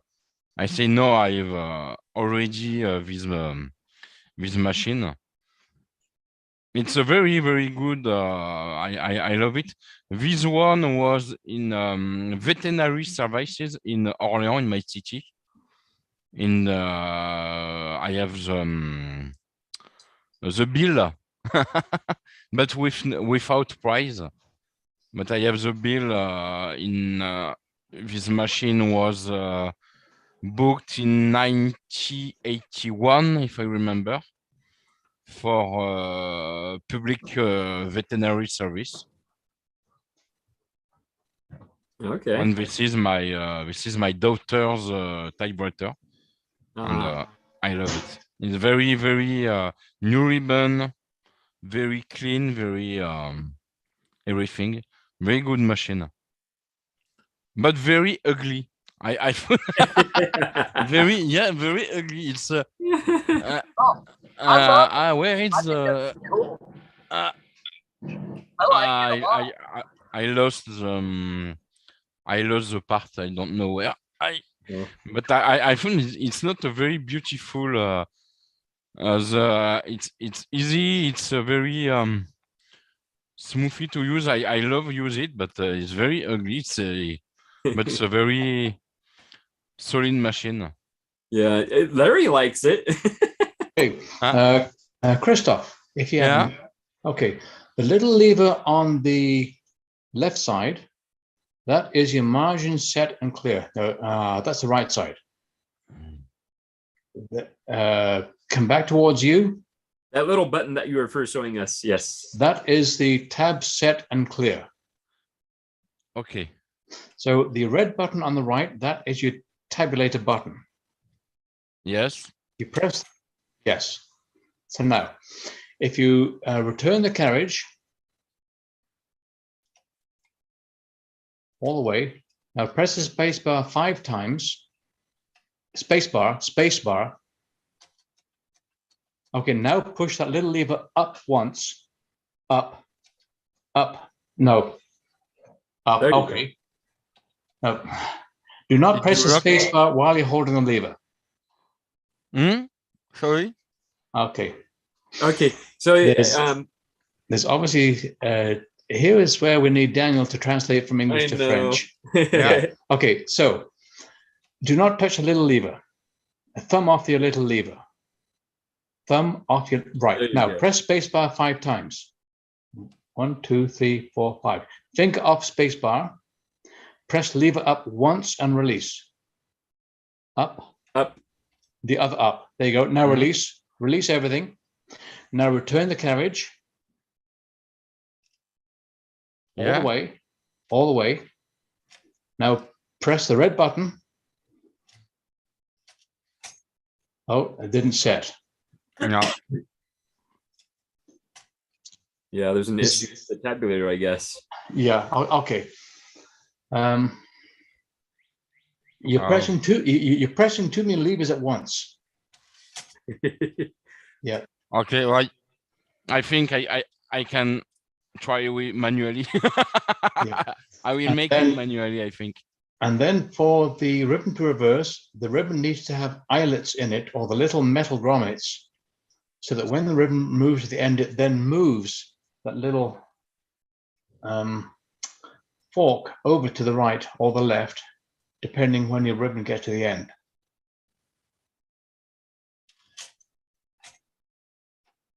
Yeah. Okay, hang on.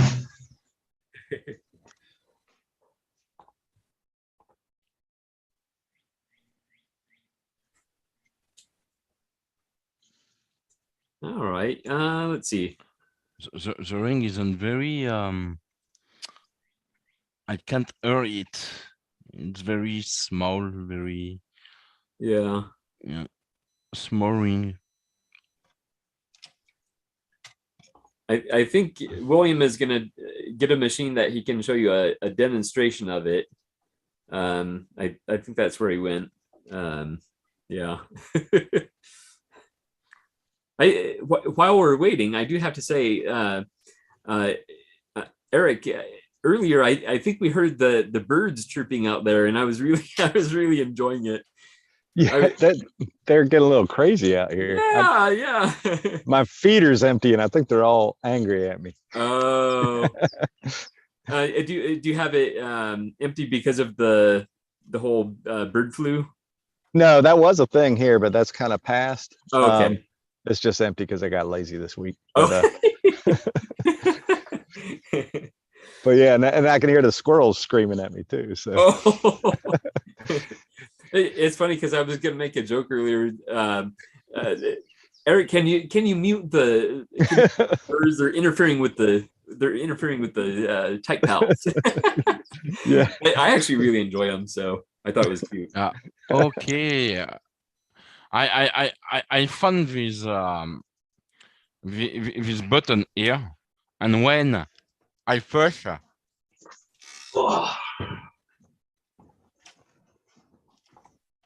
Okay, Christoph.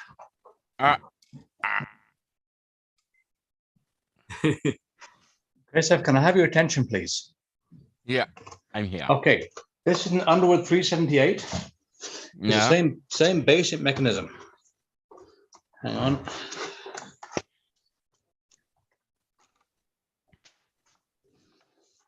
When you return the carriage, you start typing. There you're typing. If you wanted to indent 5 spaces, indent, and then move this lever up. We can't see it. There you go. Yeah. To set. Then if you go to the middle of the page, move it up again to set your next tab. Now, when I press the tab, the 5 into the middle. Yeah. And then if I want to clear that, I go to the tab and then clear. Now it'll skip right past that. Okay. Does that make sense? Okay, it makes sense. Okay, excellent. Thank you. Yeah. And then to reverse the ribbon, there is no manual reverse. So your ribbon has to have the little eyelets in the ribbon itself. Yes, I move it. I have to move the. Yeah, yes, I know. But hang on. Yep. Wait a bit of noise here. Up. That's funny. Okay. Your ribbon needs to have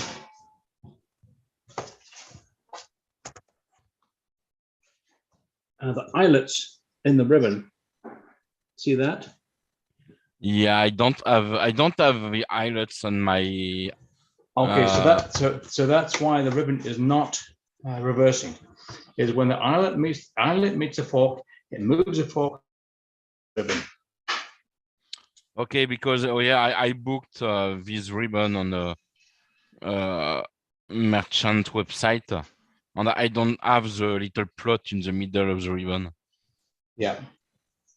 Okay, and the plot push the black the plot push this, and it reverses automatically.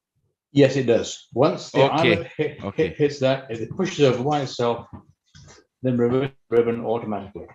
Okay, but I haven't. This is for this reason. I have to do it manually. So it will appear. I don't think there is any other method of reversing the ribbon. No, it's purely automatic. So you can either get eyelets installed. You might be able to go to a shoe repair place and have them install 2 lace eyelets in the ribbon. Yeah. I've heard some people also just tie a knot in the ribbon as well. That will work. It's kind of a crude way of doing it, but yeah. I was going to mention to you, Christoph, if you're trying to set a tab just to do to indent the paragraph, you can do that on the Olivetti's without using the tabulator. And that is when you get to the end of the previous paragraph, if you press and hold the margin release key and then do your, like with your right hand, hold the margin release, left hand, do the carriage return, it'll stop indented already 5 spaces. Yeah. Okay. Yeah, that's a good trick with those. I don't think I have the manual. Perhaps I had the manual of this machine. I have the bill. I have some documents. I don't remember if I have the manual of this machine. Okay. Is the white key to next to the figure 2 that has no marking in it? That is your margin release key. Okay. Okay, so thank you very much. Yeah, and, yeah, definitely. Now it's time to write again. Excellent. Yes. All right. Did anybody else have any typing prompts or questions or comments before we wrap up? No. Okay. Okay. Oh, I thought of something. Am I there? Yeah, we can barely hear you, but go for it. Okay. Well, it's no big deal. I just was thinking about that ribbon thing, and I have some in fact, I think this shirt has some really tiny buttons in some places, like on the cuffs or something. But you could sew a little tiny button in there if you didn't have a ribbon tool. If you happen to have a button, you'd have to have a button or something, and you could just take a needle and thread. I don't know, it'd be messy. Put some gloves on or something, but it'd be interesting. It would work. Yeah. I think it'd be kind of cool. Yeah, that'd be a good idea. Another trick that can work is you just put a staple into the ribbon. Yeah. Let the ribbon across the stapler, so the ribbon goes vertically across the ribbon. That will happen to be enough to. Yeah, I was thinking that, but you'd have to make sure it was big enough or crisscross a couple of them so to make sure it doesn't slip through some of the wider. Yep. Yeah. Okay, yeah. I found that. Oh, you found it. There you go. Yeah, I found the manual and I found the bill. Excellent. March 26, 1981. Wow. There you go. It's always fun to have those. Orléans of the direction of veterinary services of the city. But no prices. I haven't prices. Oh. Paid by check in 81. In a shop in Orléans, but this shop doesn't exist anymore. Yeah. Okay. It's cool that you have that stuff, though. Definitely. All right. Well, I think we're going to wrap up here, but I want to thank everybody for being a part of this. And thanks for sharing your TV with us, Joe. Oh, We're going back to the UFO movie. there you go. Yeah. There you go. That'll be our outro. Yeah. Excellent. But yes, thank you, everybody. And we will see you again next week. Sounds like a plan. Take care and have a great week, all. Thanks. You too. Bye. Bye. Bye-bye. See ya. Bye-bye. Have a great week. Bye. Thank you. Bye. Thank you. Thank you. Yeah. Oh, and in France, our president has been re-elected. Oh, okay. The young Is that a good Emmanuel thing? Macron. Yes. Yes, because the woman was Trump with with a Trump woman. Oh, okay. Yeah. Okay. All right. Well, congratulations then.